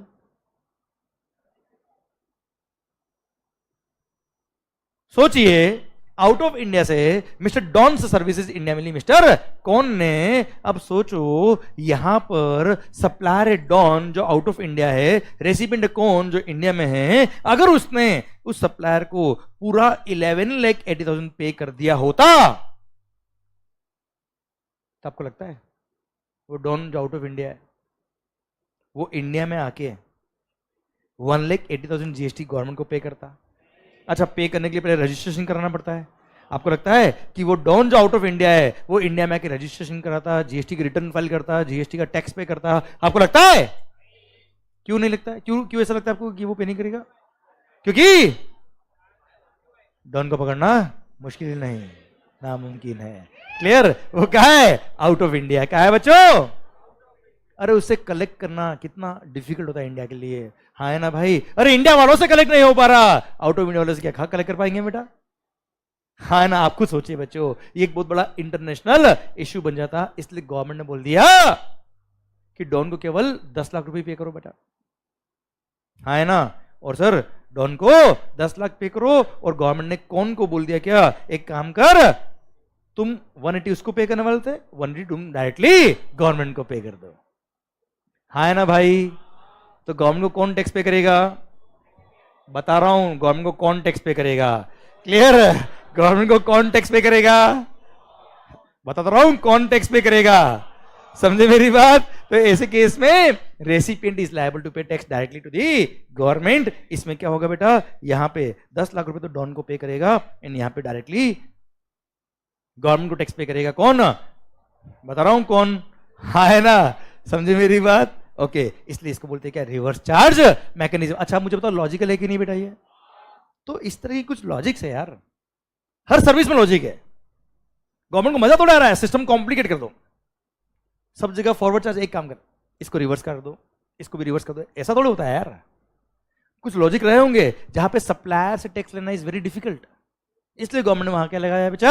रिवर्स चार्ज मैकेनिज्म, और वहां बोल दिया रेसिपिएंट इज लायबल। कुछ सर्विसेज ऐसी नोटिफाई करी, कुछ गुड्स ऐसी नोटिफाई करी। एक एग्जांपल और दूं बेटा मैं आपको, वसूली भाई, रिकवरी एजेंट्स, नाम सुना आपने बेटा कभी? अरे हाँ है ना भाई? Sir banking companies, financial institutions, जिन लोगों को लोन दिया है वो अगर पेमेंट नहीं करते तो उसके लिए क्या अपॉइंट करते बेटा? वसूली भाई, रिकवरी एजेंट्स। प्रॉपर इसकी फर्म्स होती है बेटा, आजकल प्रोफेशनल फर्म होने लगी बेटा इसकी, हाँ है ना भाई? अब वसूली भाई जितना वसूल करेंगे उसका एक परसेंटेज या कुछ अमाउंट उनको कमीशन देगा बेटा। कौन देगा? बैंक। सो वसूली भाई are providing services to home? Bank. Services भी क्या लगता है बेटा? जीएसटी। कौन लगाएगा? नहीं, सप्लायर कौन है इस वाले केस में? इस ट्रांजेक्शन में सर्विस कौन दे रहा है? वसूली भाई दे रहे हैं ना सर्विस यार। तो वसूली भाई is the service supplier, bank is the service recipient. अब आपको लगता है वसूली भाई जीएसटी में रजिस्ट्रेशन कराएंगे, रिटर्न फाइल करेंगे, टैक्स पे करेंगे? आपको लगता है? और टैक्स अगर पे नहीं करेंगे तो सर आपको लगता है गवर्नमेंट ऑफिसर उनसे रिकवरी कर पाएंगे? वो दुनिया से रिकवरी कर रहे हैं, ऑफिसर उनसे रिकवरी कर पाएंगे?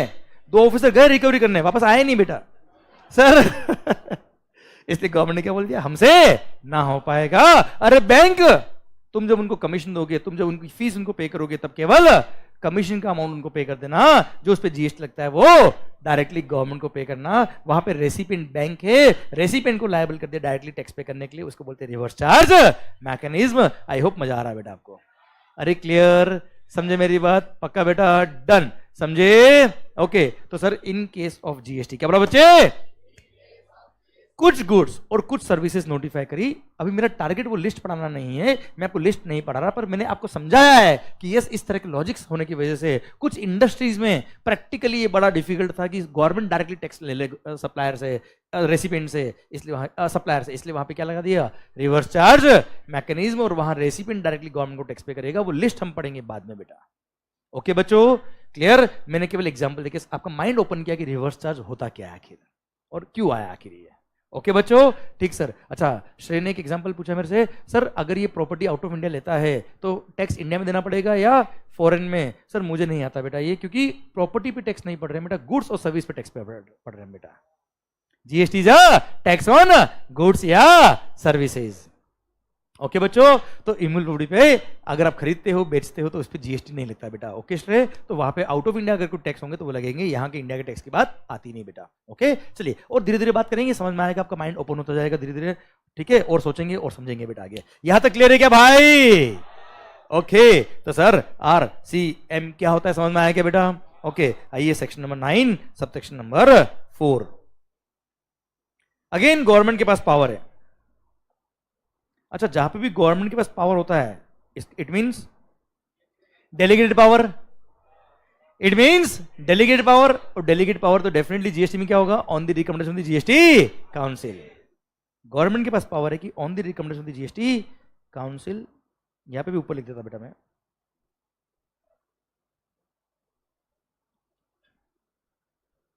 जहां पे भी पावर है मतलब बाय डिफॉल्ट जीएसटी काउंसिल लिखा ही है बेटा पे। गवर्नमेंट के पास पावर है कि on the recommendation of the GST council they can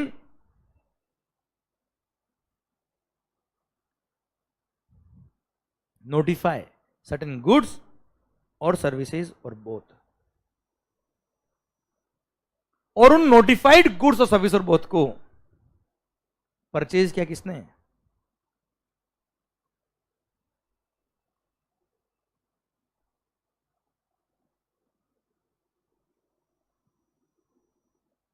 नहीं, purchase by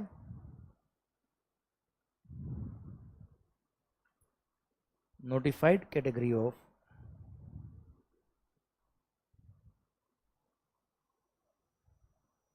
registered persons from any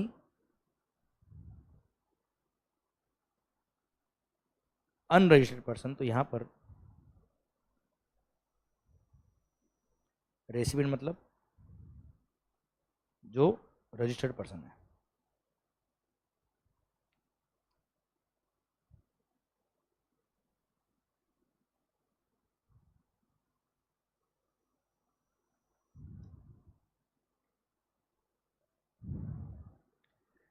recipient जो कि नोटिफाइड रजिस्टर्ड पर्सन है, shall be liable to pay GST to the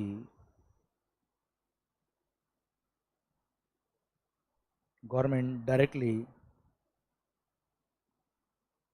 under reverse charge mechanism and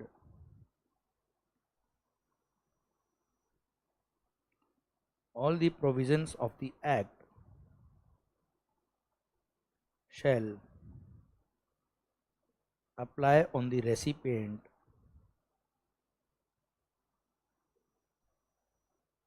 as if he is the person liable to pay GST to the government. ये last के दो paragraph तो same ही बेटा, जो ऊपर लिखे थे वही है पे। तो सरकार क्या लिखा है पे? सेक्शन नंबर 9 सब सेक्शन 4 बोलता है क्या? गवर्नमेंट के पास पावर है, अगेन डेलीगेटेड पावर बेटा, that on the recommendation of the GST council they can notify certain goods or services or both, they can notify certain goods or service or both। और बोल दिया क्या? उन notified goods और service और both को अगर परचेज किया किसने? Notified category of registered person ने। किससे परचेज किया है? अनरजिस्टर्ड पर्सन से। किससे परचेज किया बेटा? तो ऐसे केस में जो रजिस्टर्ड पर्सन ना जो खरीद रहा है बेटा, वो टैक्स पे करेगा to the government directly under RCM बेटा। इसको एग्जांपल से समझाऊंगा तो समझ में आएगा, वरना तो टाटा बाय बाय हो गया बेटा। ये इसका एग्जांपल भी अगेन जब मैं पढ़ाऊंगा चैप्टर नंबर 7 आरसीएम, तब मैं पढ़ाऊंगा उसको, पर यहां देना एग्जांपल बहुत जरूरी है। यहां पे पता है एक ही पर्सन नोटिफाइड है, बिल्डर। कौन बेटा?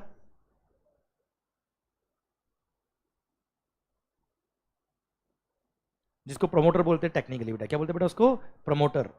ओके, मैं बोल दूं बेटा, समझा दूं आपको बेटा? अभी एक बार समझाता हूं, ध्यान दे। सीमेंट, अरे कभी देखिए खाई होगी ना बेटा? नहीं खाई बेटा। टेस्ट कैसा होता पता है आपको उसका बेटा? नहीं पता बेटा? वेरी गुड बेटा, इसलिए अच्छी पढ़ाई करो ना तो वो टेस्ट समझ में आ जाएगा बेटा। सर पॉइंट मेरा आपसे ये कि मालिक बिल्डर जो जीएसटी में रजिस्टर्ड है, क्या बोला सर? वो अगर अनरजिस्टर्ड पर्सन से सीमेंट खरीदता है, क्या खरीदता है बेटा? तो भाई जो सीमेंट बेच रहा है वो कौन है? आवाज नहीं आ रही, कौन है बेटा? अनरजिस्टर्ड, मतलब वो जीएसटी पे नहीं करेगा बेटा? हाँ है ना सर? वो अगर अनरजिस्टर्ड है तो जीएसटी पे नहीं करेगा, क्योंकि वो टैक्सेबल पर्सन ही नहीं है बेटा। हाँ है ना सर? तो जब बिल्डर ऐसे किसी सप्लायर से जो जीएसटी में रजिस्टर्ड नहीं है उसे सीमेंट अगर परचेज करता है या कुछ गुड्स और भी नोटिफाइड है वो परचेज करता है, तो ऐसे केस में सप्लायर तो टैक्स पे नहीं करेगा बेटा, पर गवर्नमेंट बोलते बिल्डर तू तो समझदार है ना, तू तो बड़ा आदमी है, कोई बात नहीं, वो टैक्स पे नहीं करेगा, तू पे कर देना, क्या फर्क पड़ता? अगर वो रजिस्टर्ड होता तो क्या करता तू उसको टैक्स पे करता, वो हमको टैक्स पे करता। अभी वो रजिस्टर्ड नहीं तो तू डायरेक्ट हमको टैक्स पे करते। रिवर्स चार्ज मैकेनिज्म सेक्शन में 9 सबसेक्शन 4 खत्म होता है। अब वापस बोलता है बेटा, मैं ध्यान देना, समझे मेरी बात? अच्छा, इसका ग्रेविटी क्या है वो मैं आपको आगे समझाऊंगा बेटा, अभी केवल एग्जांपल समझाया मैंने आपको कि notified category of registered person. क्या बोला सर? ने नोटिफाइड गुड्स और सर्विस और बोथ परचेज किया किससे बेटा? अनरजिस्टर्ड पर्सन से। देखो रजिस्टर्ड से परचेज किया तो रिवर्स चार्ज यहां पे नहीं है बेटा।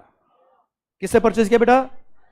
तो ऐसे केस में आरसीएम लगेगा, और जो पर्सन जीएसटी में रजिस्टर्ड है, जो खरीदार है, जो बायर है, जो रेसिपिएंट है, बिल्डर, वो टैक्स पे करेगा to the government directly under RCM. इसका लॉजिक तुम्हें अभी समझ में नहीं आएगा क्योंकि अभी आपका माइंड थोड़ा मैच्योर करना मुझे बाकी है बेटा, जीएसटी को लेकर अभी शुरू हुआ है बेटा पॉइंट। ओके, इसलिए इसका लॉजिक मैं अभी नहीं समझा सकता आपको बेटा, क्योंकि वक्त से पहले और किस्मत से ज्यादा किसी को कुछ नहीं मिलता।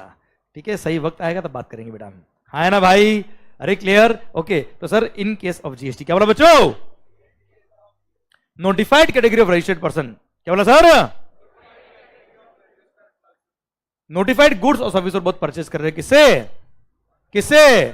अनरजिस्टर्ड पर्सन से। तो कौन लायबल होगा बेटा? जो रेसिपिएंट, जो रजिस्टर्ड है वो टैक्स पे करेगा, क्योंकि अनरजिस्टर्ड तो रजिस्टर्ड ही नहीं है, वो कैसे टैक्स पे करेगा यार? हाँ है ना मालिक? क्लियर? और वहां पे रिवर्स चार्ज मैकेनिज्म लगेगा और recipient shall be liable to pay GST to the government directly. पता है जब जीएसटी नया नया आया था ना बेटा 2017 में, तब यहाँ पे बिल्डर नहीं था बेटा, सारे लोग थे बेटा।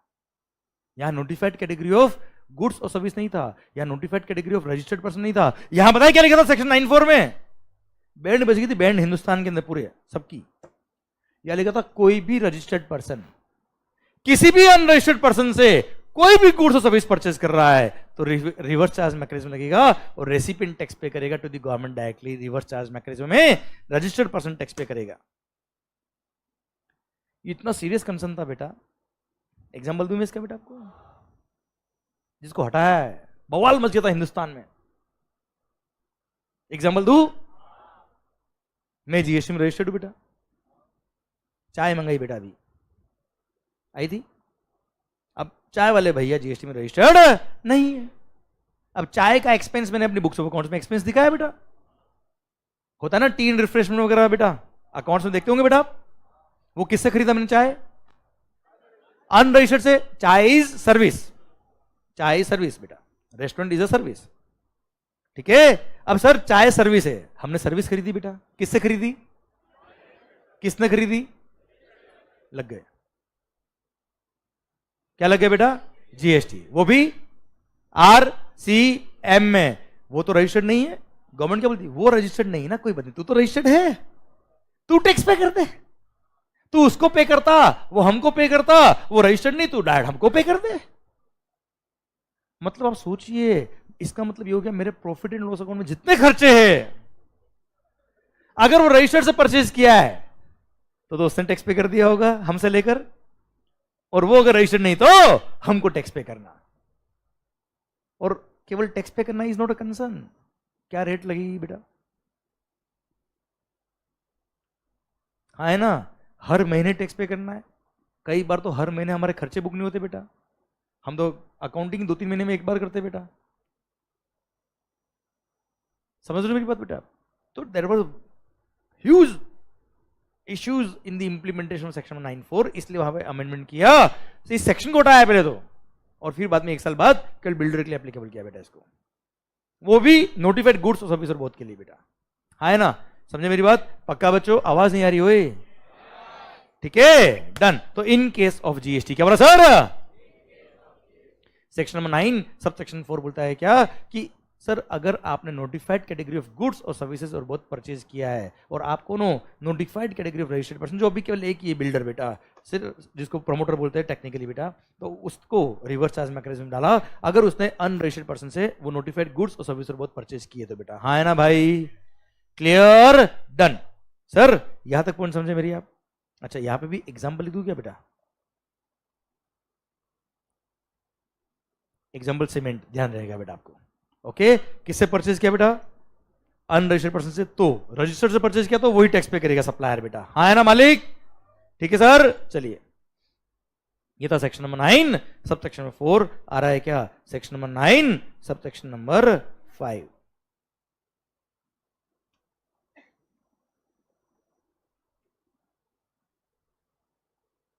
आपने स्विगी का नाम सुना है क्या, स्विगी, जोमेटो, ओला, उबर, उनके लिए सेक्शन है बेटा ये।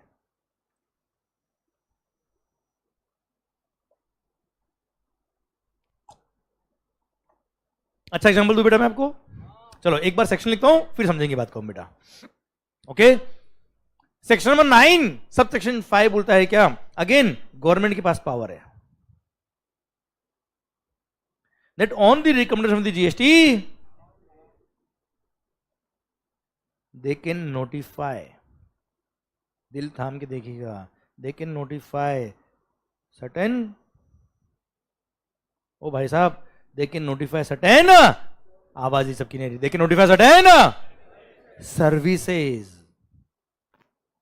this section is only for, हाँ गुड्स नहीं है, मैंने अमेजोन का नाम नहीं बोला है, फ्लिपकार्ट नहीं बोला है, मैंने क्या बोला बेटा सर, स्विगी बोला मैंने, जोमेटो बोला मैंने, ओला बोला, उबर बोला, ठीक है, और वो भी कुछ नोटिफाइड सर्विसेज ही है बेटा।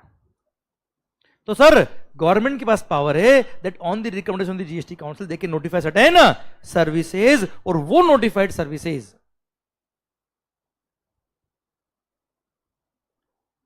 If supplied through eco, eco मतलब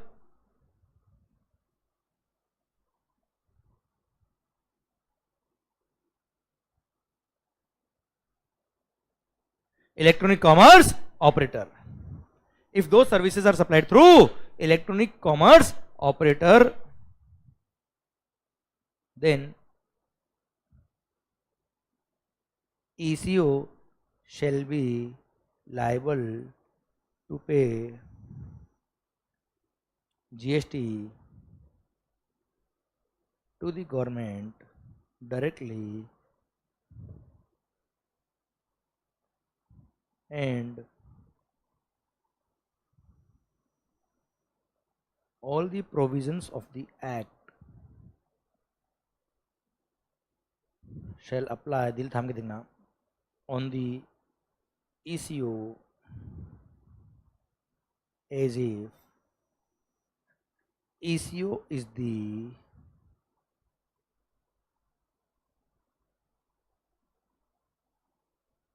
supplier of such services, full stop।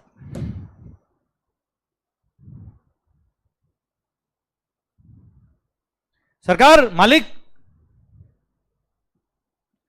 Government के पास पावर है that on the recommendation of the GST council they can notify certain services,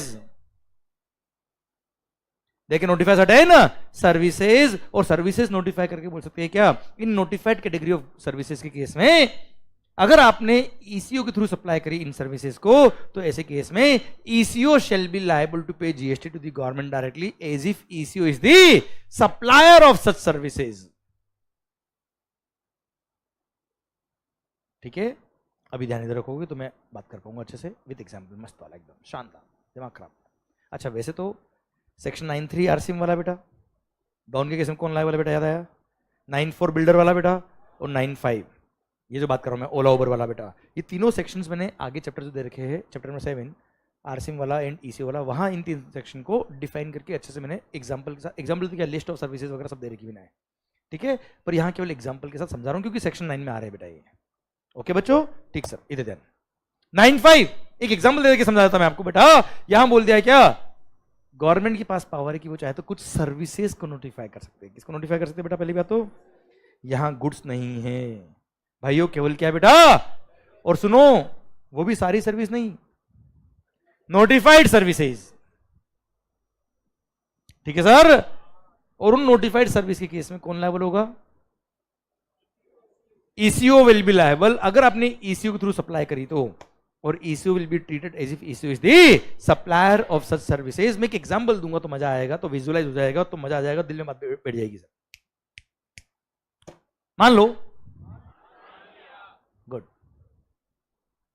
sir, ओला का एग्जांपल ले लो बेटा मैं, सर क्या नाम सर,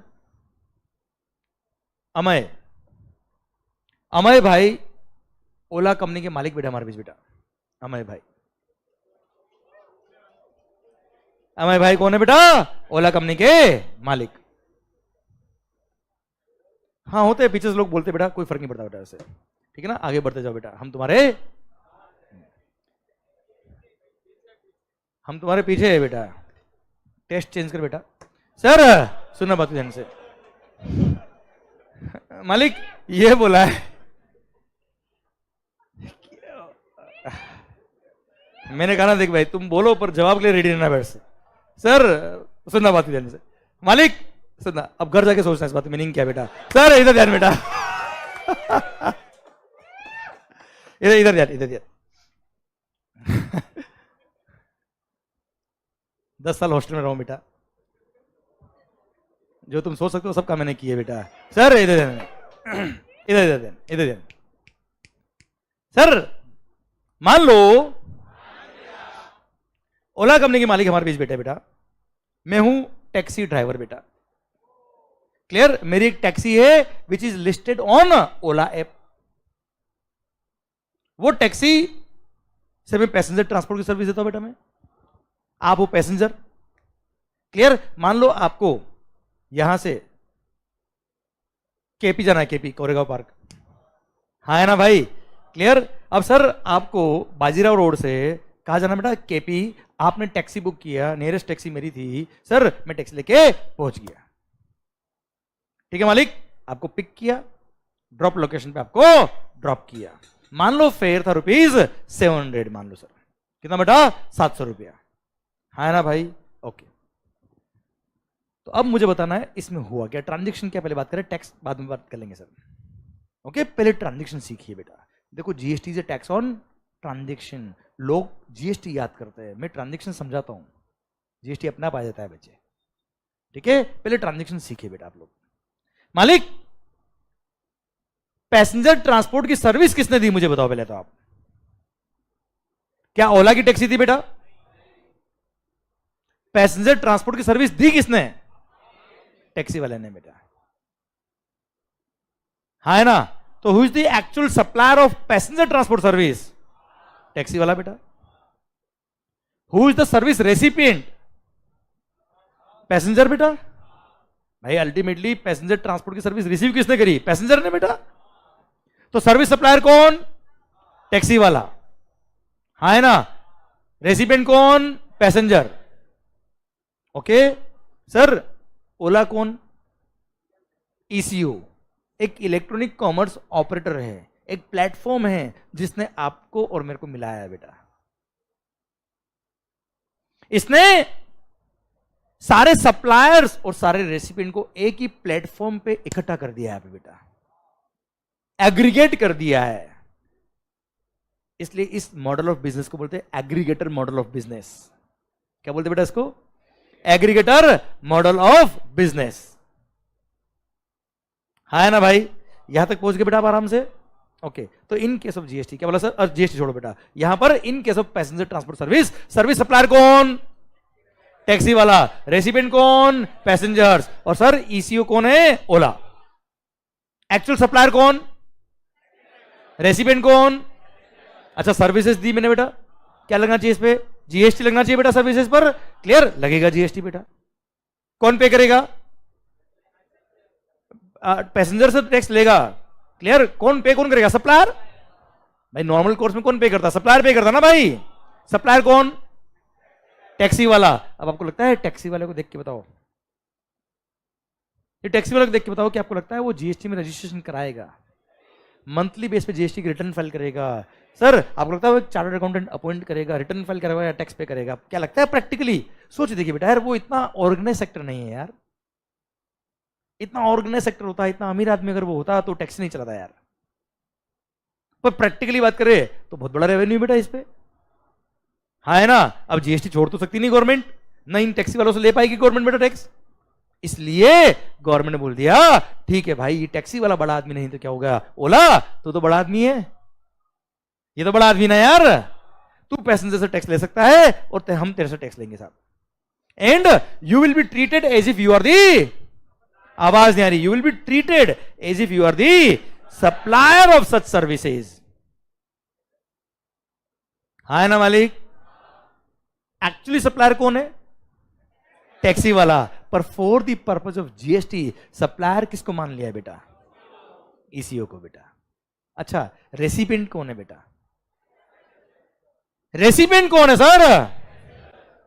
सप्लायर कौन है? एक्चुअली सप्लायर कौन है? पर for the purpose of GST supplier किसको मान लिया? ईसीओ। टैक्स कौन पे करेगा? तो for the purpose of GST tax कौन पे कर रहा है? ईसीओ। ईसीओ क्या मान लिया? सप्लायर। तो टैक्स कौन पे कर रहा है? सप्लायर टैक्स पे कर रहा है बेटा। रेसिपिएंट टैक्स पे करता तो क्या बोलते बेटा उसको? Reverse charge mechanism. आरसीएम कब बोलते बेटा? वापस बोलना एक बार। आरसीएम कब बोलते हैं? जब रेसिपिएंट टैक्स पे करता है। या टैक्स कौन पे कर रहा है? हाँ सप्लायर ना बेटा। भाई सप्लायर मेरी जगह उसको मान लिया, पे कौन कर रहा है? इसलिए इसको रिवर्स चार्ज नहीं बोलते, क्या बोलते बेटा इसको? Forward charge mechanism. क्योंकि ECO is not the recipient यार। है ना? इसलिए 90% पब्लिक इसको गलत समझती है और इसको आरसीएम बोलती है, जबकि है क्या बेटा? ये फॉरवर्ड चार्ज मैकेनिज्म है। हाँ 9394 आरसीएम। क्यों? क्योंकि वहां पे रेसिपिएंट टैक्स पे करता है। Here recipient is not paying the tax, here supplier himself is paying the tax. बस सप्लायर मेरी जगह किसको मान लिया? ईसीओ को। आप ध्यान से देखिए बच्चों, एक मिनट नोट करने की जगह देखिए ध्यान से। यहां पे देखिए 95 मैंने क्या लिखा? ECO shall be treated as if ECO is the supplier. यहां देखना बेटा 9493, ये 93 बेटा। यहां क्या लिखा? Recipient shall be treated as if he is the person liable to pay tax. उसको सप्लायर नहीं माना है। 94 में क्या लिखा बेटा? Recipient shall be treated as if recipient is the person liable to pay tax.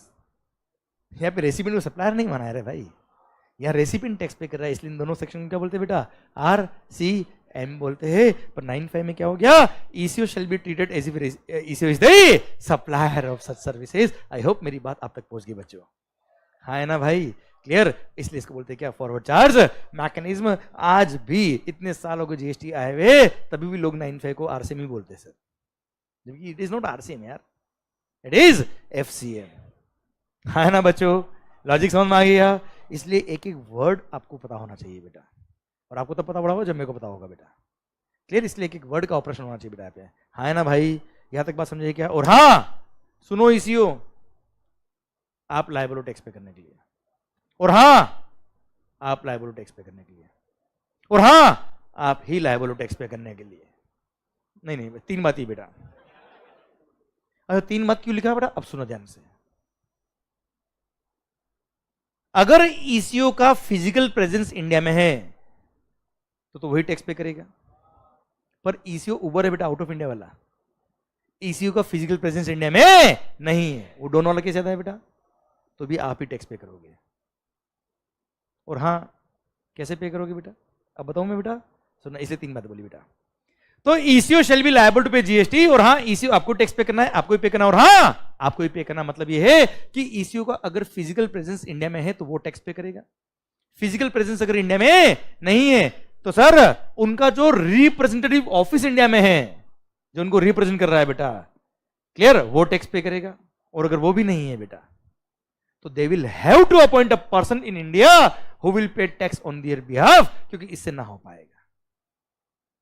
पे तो आपको ही करना पड़ेगा, या तो आपका फिजिकल प्रेजेंस तो ठीक है आप पे करेंगे, नहीं है तो आपका रिप्रेजेंटेटिव ऑफिस पे करेगा, वो भी नहीं है तो आपको अपॉइंट करना पड़ेगा हिंदुस्तान में एक आदमी जो आपके बिहाफ पे टैक्स पे करेगा। साहब you will have to appoint a person in India who will pay tax on your behalf, पर पे तो आपको ही करना पड़ेगा, इससे ना हो पाएगा। हाँ है ना भाई, क्लियर। एक और एग्जांपल, स्विगी, जोमेटो,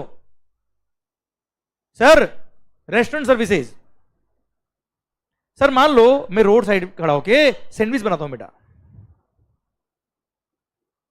कभी खाया आपने बेटा सैंडविच? गुड बेटा, किसी को खिलाया बेटा? अच्छे से पढ़ाई करो बेटा, एक दिन आएगा बेटा जब हाँ।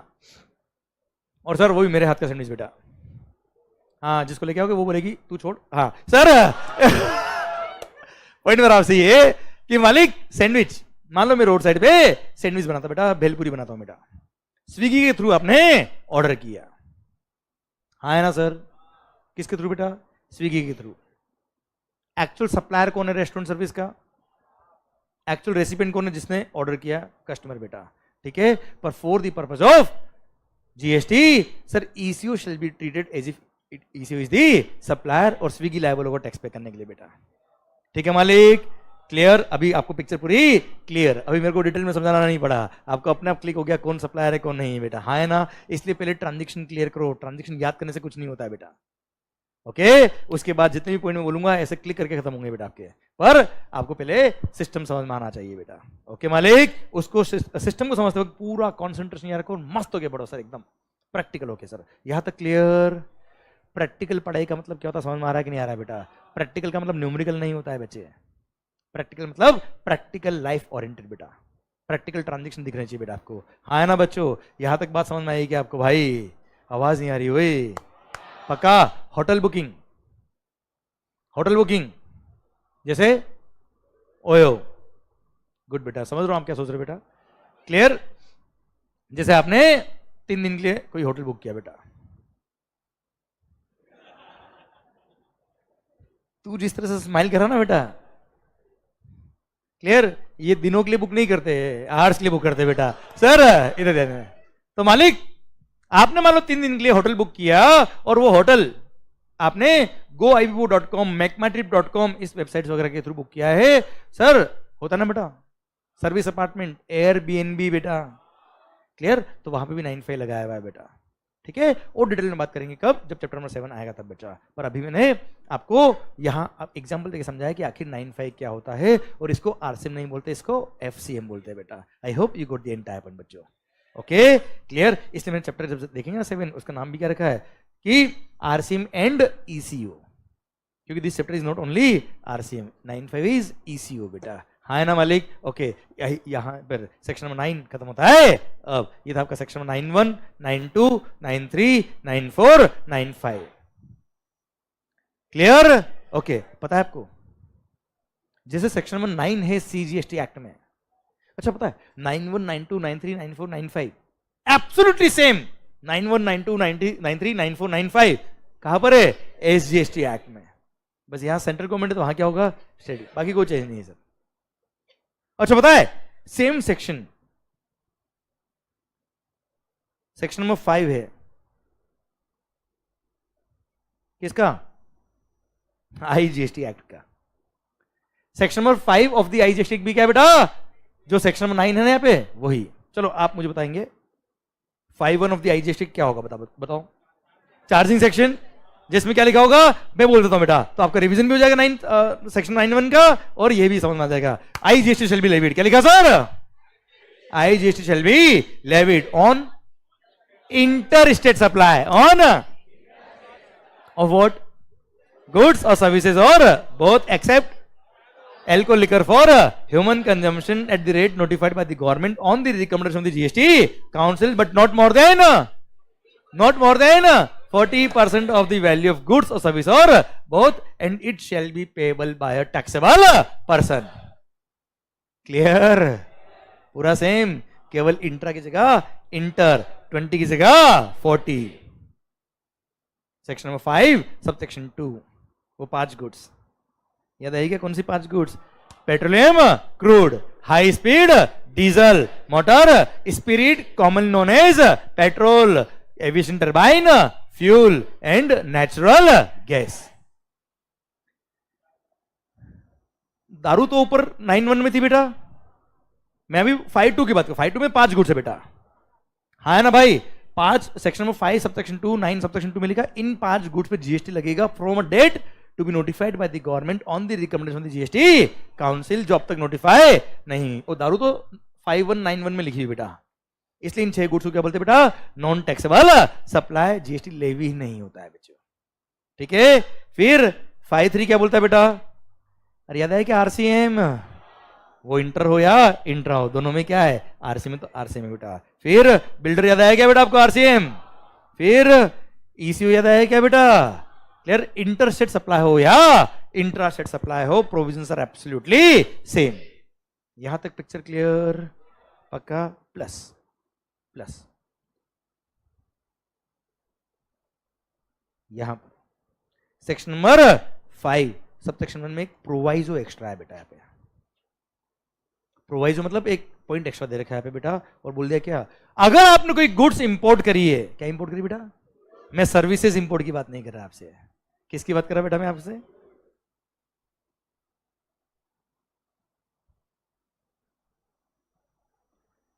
ओ भाई, आपसे मैंने कल बोला था कि गुड्स के इंपोर्ट करने पे क्या लगता है बेटा?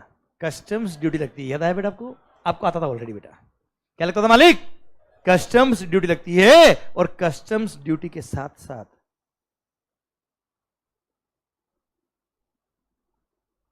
आईजीएसटी भी लगेगा। क्या बोला बेटा?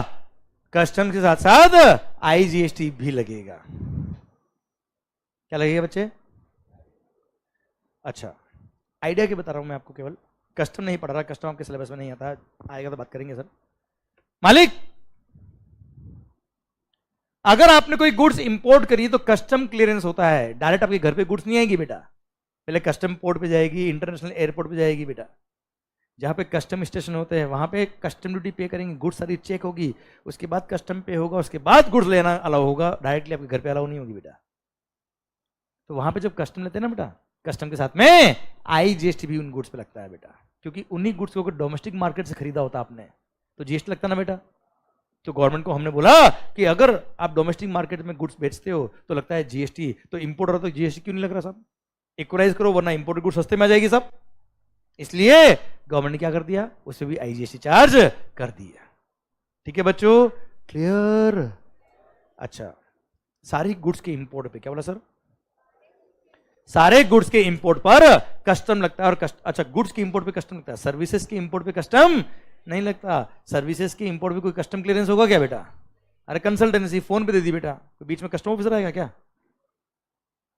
समझे मेरी बात? तो गुड्स के केस में कस्टम लगता है, सर्विसेज के केस में केवल आईजीएसटी लगता है बेटा। गुड्स में क्या लगता है बेटा?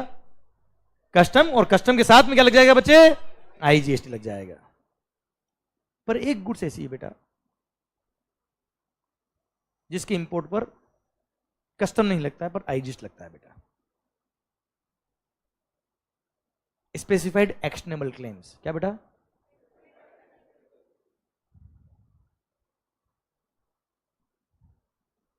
वैसे इसका टॉपिक बाद में आएगा तो बात करेंगे हम। स्पेसिफाइड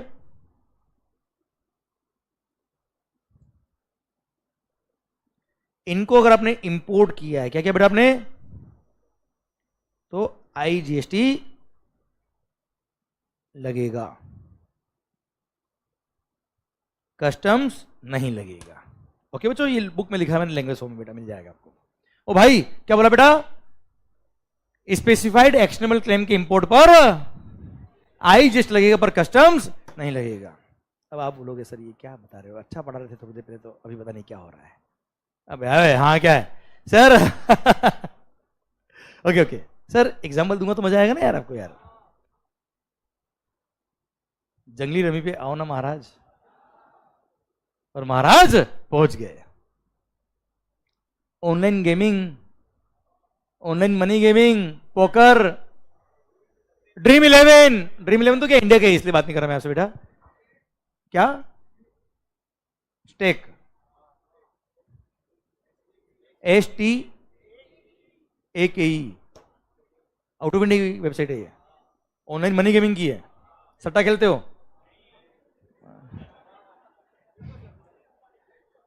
फेंको सर, हम बॉर्डर ले लेंगे ना बेटा। सर ने भी किसी के लेके आए बेटा। सर सुनना भाइयों, तो ये जो जुआ खेलते हैं, गैम्बलिंग,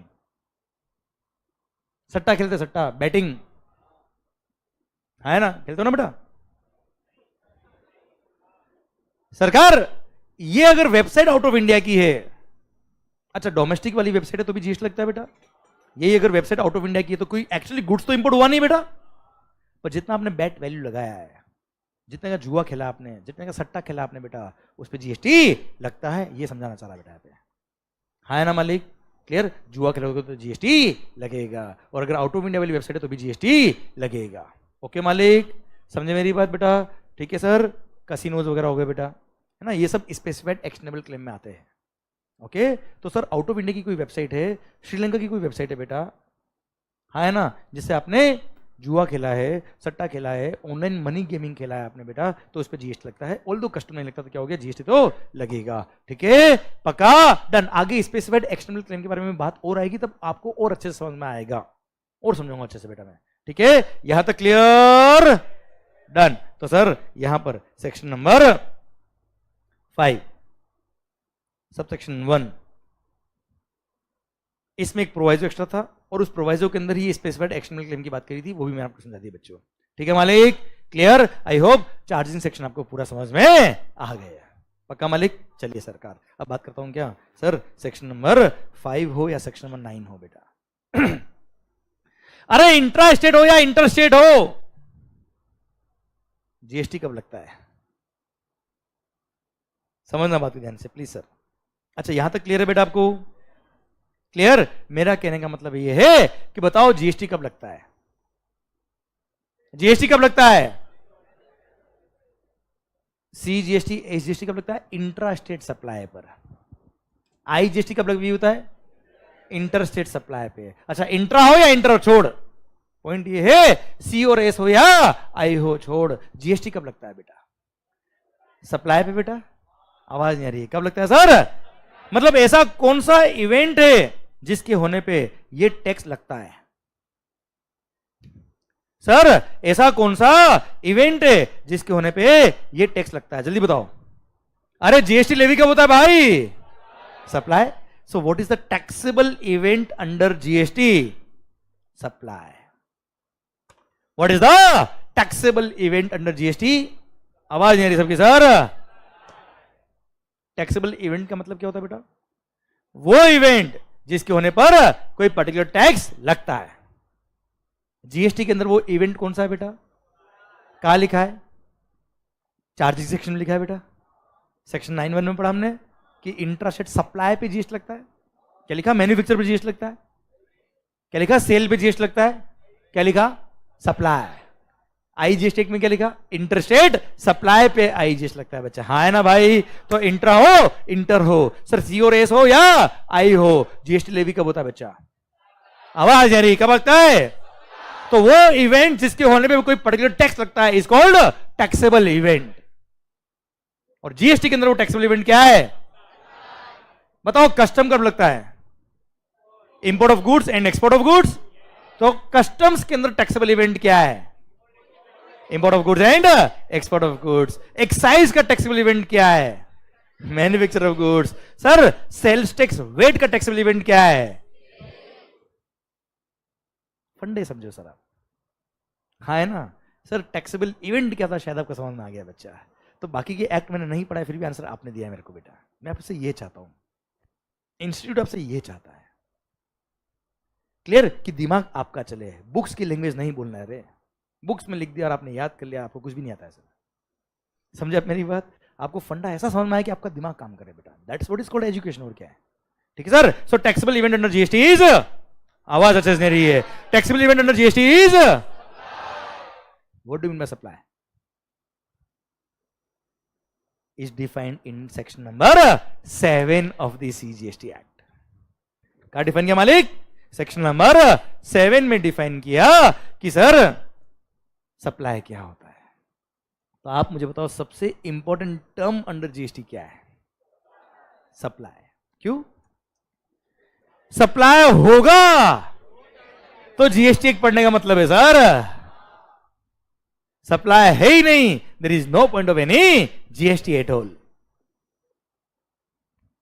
मतलब कितना इंपॉर्टेंट टर्म हो गया यार। अगर कोई ट्रांजैक्शन सप्लाई के स्कोप में नहीं आ रहा, खत्म। और अगर कोई ट्रांजैक्शन सप्लाई के स्कोप में आ रहा, मजा आ गया। क्लियर? इसलिए सबसे important term under GST is supply. The most important term under GST is supply, and the term supply is defined in section number 7 of the CGST Act। I hope यहां तक बात समझ में आ गई बेटा। आइए हम बात शुरू करते हैं किसकी? The term supply की। The term supply is defined in section number 7 of the CGST Act। दिल थाम के देखना, मजा आ जाएगा सर आपको।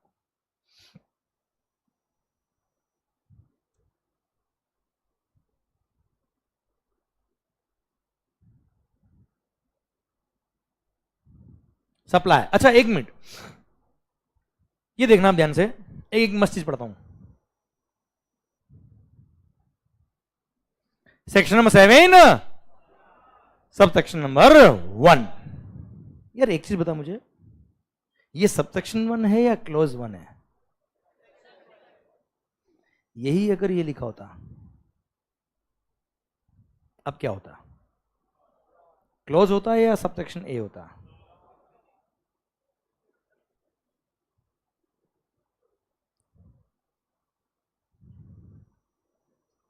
सर ये तो कभी सोचा नहीं। जो आप बोल दो सही है सर। ये कैसे पता पड़ता है कि क्लोज है कि सब सेक्शन है कि क्या है सर? ये क्या? अच्छा चलो ये लिखा होता तो ये होता ना रोमन 1 2 3 4, ये क्या होते हैं? क्लोज होते हैं या सब सेक्शन होते हैं? क्या होता है बेटा?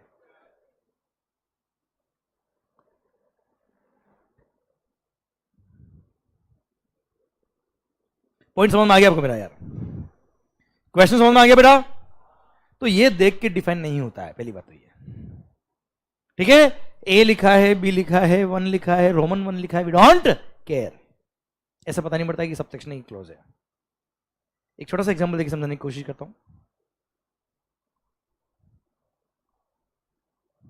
कोई भी सेक्शन है बेटा, जैसे सेक्शन नंबर 2 है डेफिनेशंस वाला, ओके, उसमें ऐसा लिखा होता है। अच्छा उसमें भी 1 2 3 4 ही है, उसमें कोई एबीसीडी नहीं है बेटा।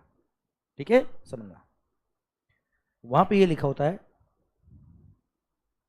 Unless otherwise specified under this act following shall be defined as under.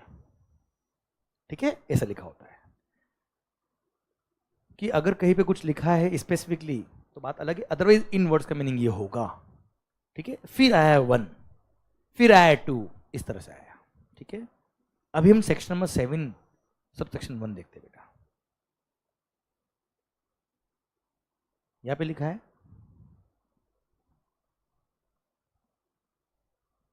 Supply includes. Okay बच्चों, एक मिनट रुकिए रुकिए रुकिए रुकिए रुकिए। ये समझो बेटा, ये बुक्स में नहीं मिलता है ना, समझ में आता है बेटा। वहां से दोनों में क्या फर्क है? 7 1 और 2 1 में क्या फर्क है?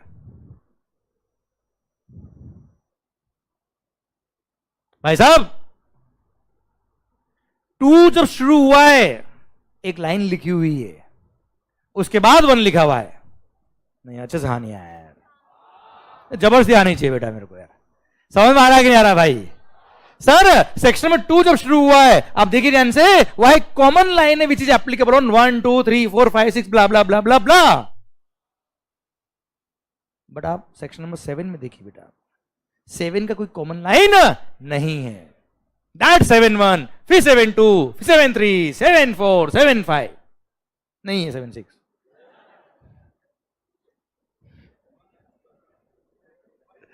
सर इधर ध्यान, वो क्या मैं जोश में होश नहीं खोता बेटा। सर सुनना बात ध्यान से। ओ भाई भाई एक मिनट, पॉइंट मेरा आपसे ये है, डिफरेंस समझ में आया कि नहीं आया? अगर कोई एक कॉमन लाइन होती है और फिर पॉइंट्स आते हैं, it means that common line is applicable on all these clauses.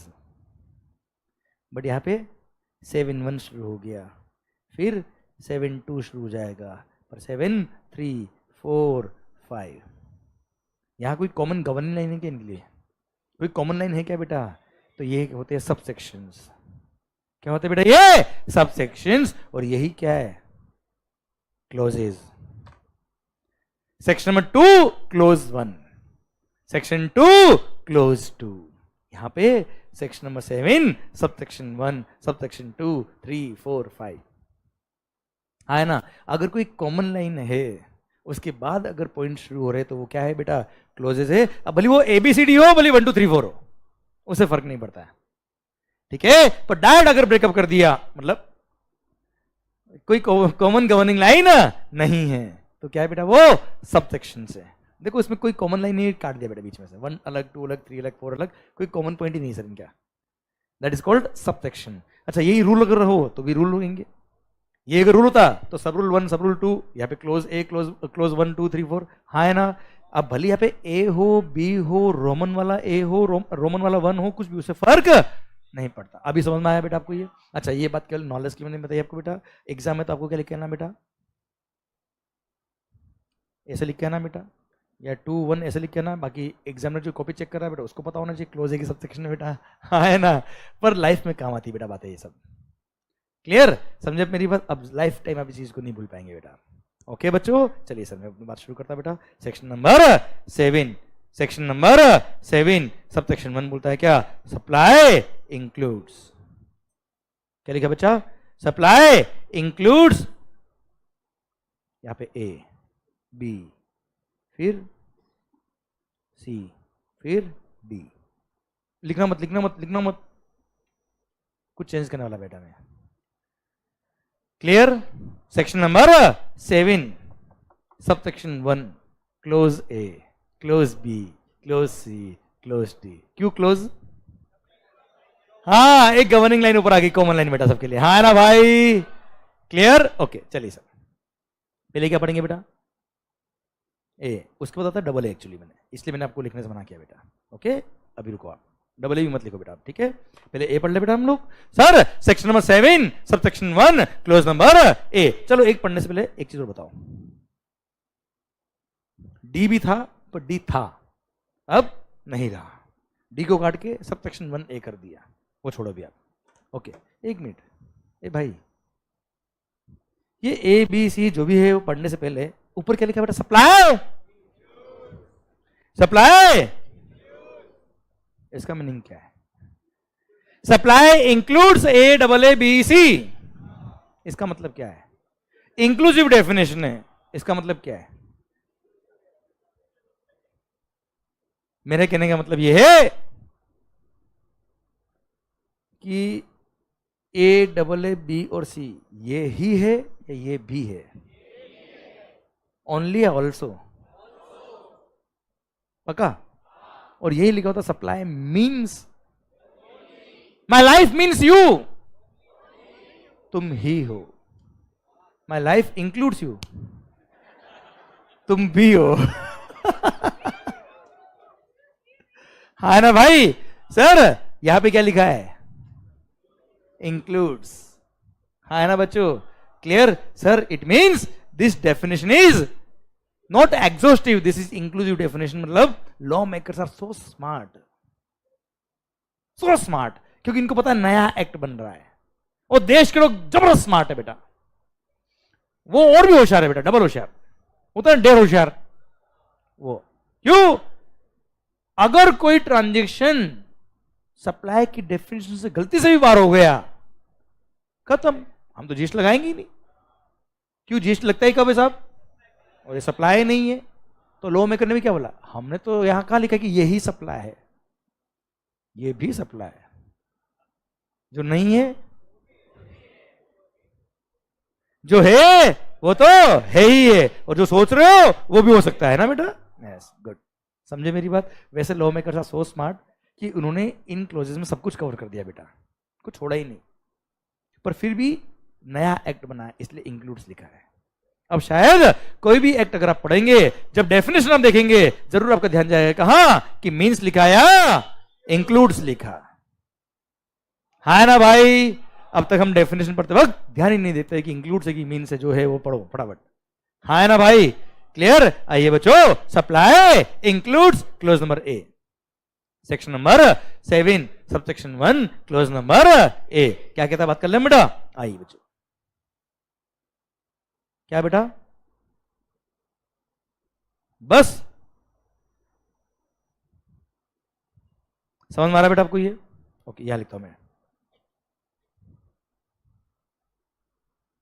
Break चाहिए क्या बेटा आपको? अभी चाहिए? अभी क्या अभी? चलिए एक ब्रेक ले लेते हैं हम, और ब्रेक के बाद मिलते हैं, but with in 10 minutes. Okay, thank you so much, माहौल जो बता शानदार। और हाँ, यहाँ पे जो भी मैंने नोट्स लिखे हैं ये मैं डेली बेस पर लेक्चर के बाद अपने टेलीग्राम ग्रुप में शेयर कर दूंगा, जो एकतम अकेडमी का है और यशवंत मंगल वाला इंटर वाला है, उसमें भी शेयर कर दूंगा बेटा मैं। Okay done, thank you so much, मिलते हैं ब्रेक के बाद। माहौल जबरदस्त शानदार, आई होप समझ में आ रहा है बेटा आपको। Okay, thank you.